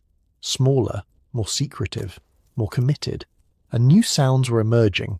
Grime was beginning to bubble up from UK garage, bringing with it a rawer, more working-class energy that felt like a return to something authentic. But mainstream club culture, by the end of 1999, as everyone prepared for the millennium, it felt like something was ending. Not dying, there were still massive crowds, still successful clubs, still great music being made, but a certain innocence, a certain possibility had been used up. The scene had proven it could survive government crackdowns and moral panics. The question now was whether it could survive its own success. New Year's Eve, December 31st, 1999. Millennium Night. Every club in Britain threw massive parties. The super clubs went all out. Huge productions, celebrity DJs, ticket prices that would have seemed obscene just a few years earlier. People danced into the new millennium, into the year 2000, into the future. But what they didn't realise was that they were also dancing out of an era. The 90s, that decade of transformation and revolution, of illegal raves and superclubs, of MDMA and transcendence, of a youth culture that had genuinely changed Britain, that was ending. What would come next? Would club culture continue to evolve? Would it find new forms, new meanings? Or had the golden age passed, leaving only echoes and nostalgia? The answers to those questions were still being written, but one thing was certain. When people looked back on British clubbing in the 90s, they wouldn't remember the ticket prices or the corporate branding or the commercial success. They'd remember the feeling, the magic, the sense that for a brief moment, in darkened rooms across the country, they'd touched something transcendent, something that mattered, and that legacy, that memory, would prove more powerful and lasting than anyone could have predicted. So, here we are, the end of our journey through the lost nights of 90s clubland. We've walked through warehouse doors and super club entrances, experienced transcendence and tragedy, witnessed government crackdowns and commercial success. We've danced until dawn and watched the sun rise on both individual nights and an entire cultural era. But here's the question that matters. What did it all mean? What changed? What lasted? Because cultures don't just happen and then disappear without a trace. They leave marks. They reshape the world in ways both obvious and subtle. And British club culture in the 90s, it transformed Britain more profoundly than most people realise. Let's start with the most immediate legacy, the music itself. Electronic music went from fringe to fundamental in British culture. Before the 90s, if you told someone you were into dance music, they'd probably picture disco or aerobics. By 2000, electronic music was everywhere, on the charts, in films, in advertising. It had become part of the cultural vocabulary, and it didn't stop at British borders. The UK sound, garage, drum and bass, the British take on house and techno, these became global exports. Kids in Tokyo and New York and Berlin were dancing to music that was pioneered in London warehouses and Manchester clubs. Britain, which had spent decades importing American music and putting its own spin on it, had finally created something that the whole world wanted. The DJ as artist, as cultural figure, that's a 90s club culture legacy too. Now we take it for granted that someone who plays other people's music can be famous, respected, wealthy. But that wasn't always obvious. The 90s proved that curation, that technical skill, that ability to read a room and guide an experience, those were valuable talents worth celebrating. And the economic impact, massive. The nighttime economy in Britain became a genuine economic force. Cities that had been gutted by deindustrialisation found new purpose as clubbing destinations. Tourism around clubbing became significant. Manchester, Liverpool, Bristol, Sheffield, these cities leveraged their club culture into broader cultural regeneration. Ministry of Sound alone, at its peak, was generating tens of millions in revenue. Cream in Liverpool became a major employer.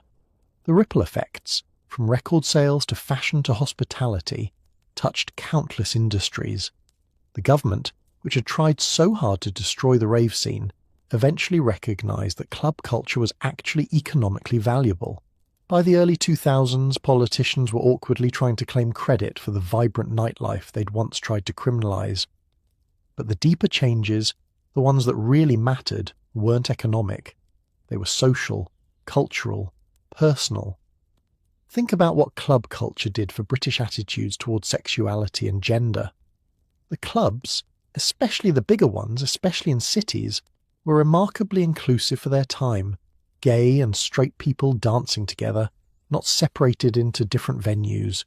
Gender-fluid fashion that challenged conventional masculinity and femininity. Spaces where you could experiment with identity without judgment. This wasn't perfect. There was still homophobia, still sexism, still harassment. But compared to mainstream British society in the 90s, the clubs were revolutionary. They normalised queer visibility in ways that mainstream culture wouldn't catch up with for another decade or more. And they created spaces of genuine class mixing.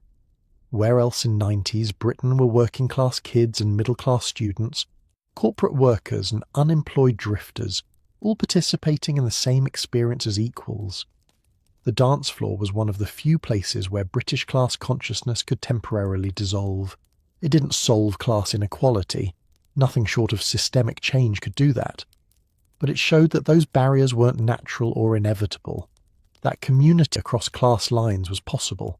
That a kid from a council estate and a kid from a private school could have the exact same transcendent experience side by side and recognise their shared humanity. The fashion influence persisted too. The baggy aesthetic, the sportswear as streetwear, the comfort over conformity. These became mainstream. By the 2000s, you could wear trainers and a hoodie to contexts where that would have been unthinkable a decade earlier. The formal dress codes that had defined British nightlife for generations, the clubs helped kill them. And let's talk about something more intimate, the personal transformations.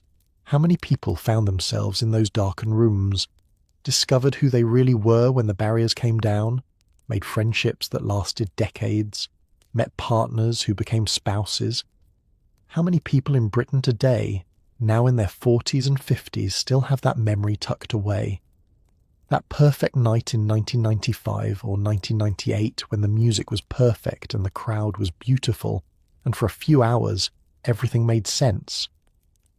When they felt connected to something larger than themselves, when they glimpsed a better way for humans to be together, those experiences don't disappear.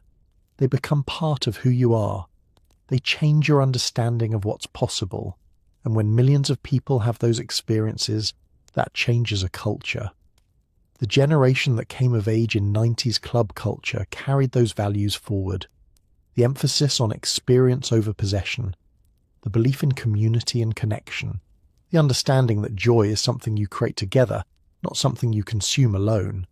The knowledge that altered states, whether from music, movement, or yes, drugs, can be sacred rather than shameful.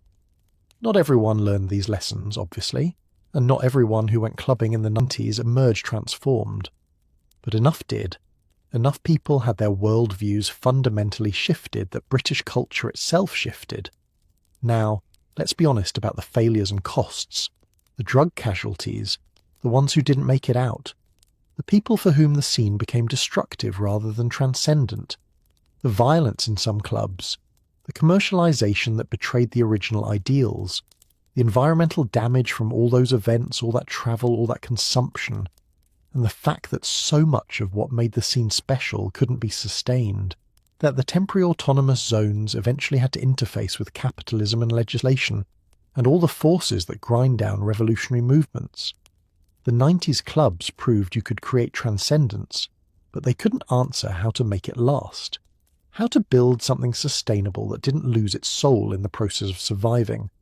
These are real limitations, real failures, and any honest accounting of the era has to include them. But here's what I think matters most, looking back from decades later.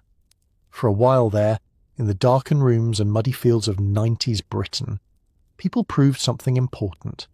They proved that joy is revolutionary, that community is possible even in a society designed to keep us isolated, that transcendence doesn't require religion or rigid structures or authorities telling you what to feel.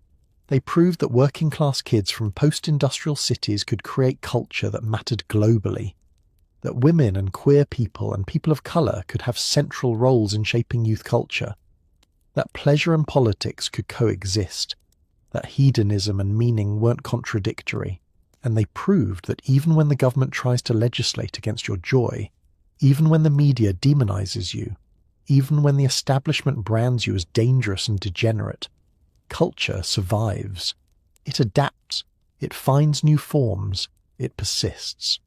The specific form that 90s club culture took couldn't last. Nothing does, but the spirit of it. The understanding that other worlds are possible, that people can come together across divides, that music and movement and connection can create something approaching the sacred. That's still here. It shows up in different ways now, in festivals, in underground parties, in the way electronic music has become the global sound of youth culture, in the continuing search for spaces where people can be fully human together. Every generation thinks their moment was special, that what they experience can never be recaptured. And they're right, it can't. But also, every generation has the opportunity to create their own moments, to take what came before, learn from it, and build something new.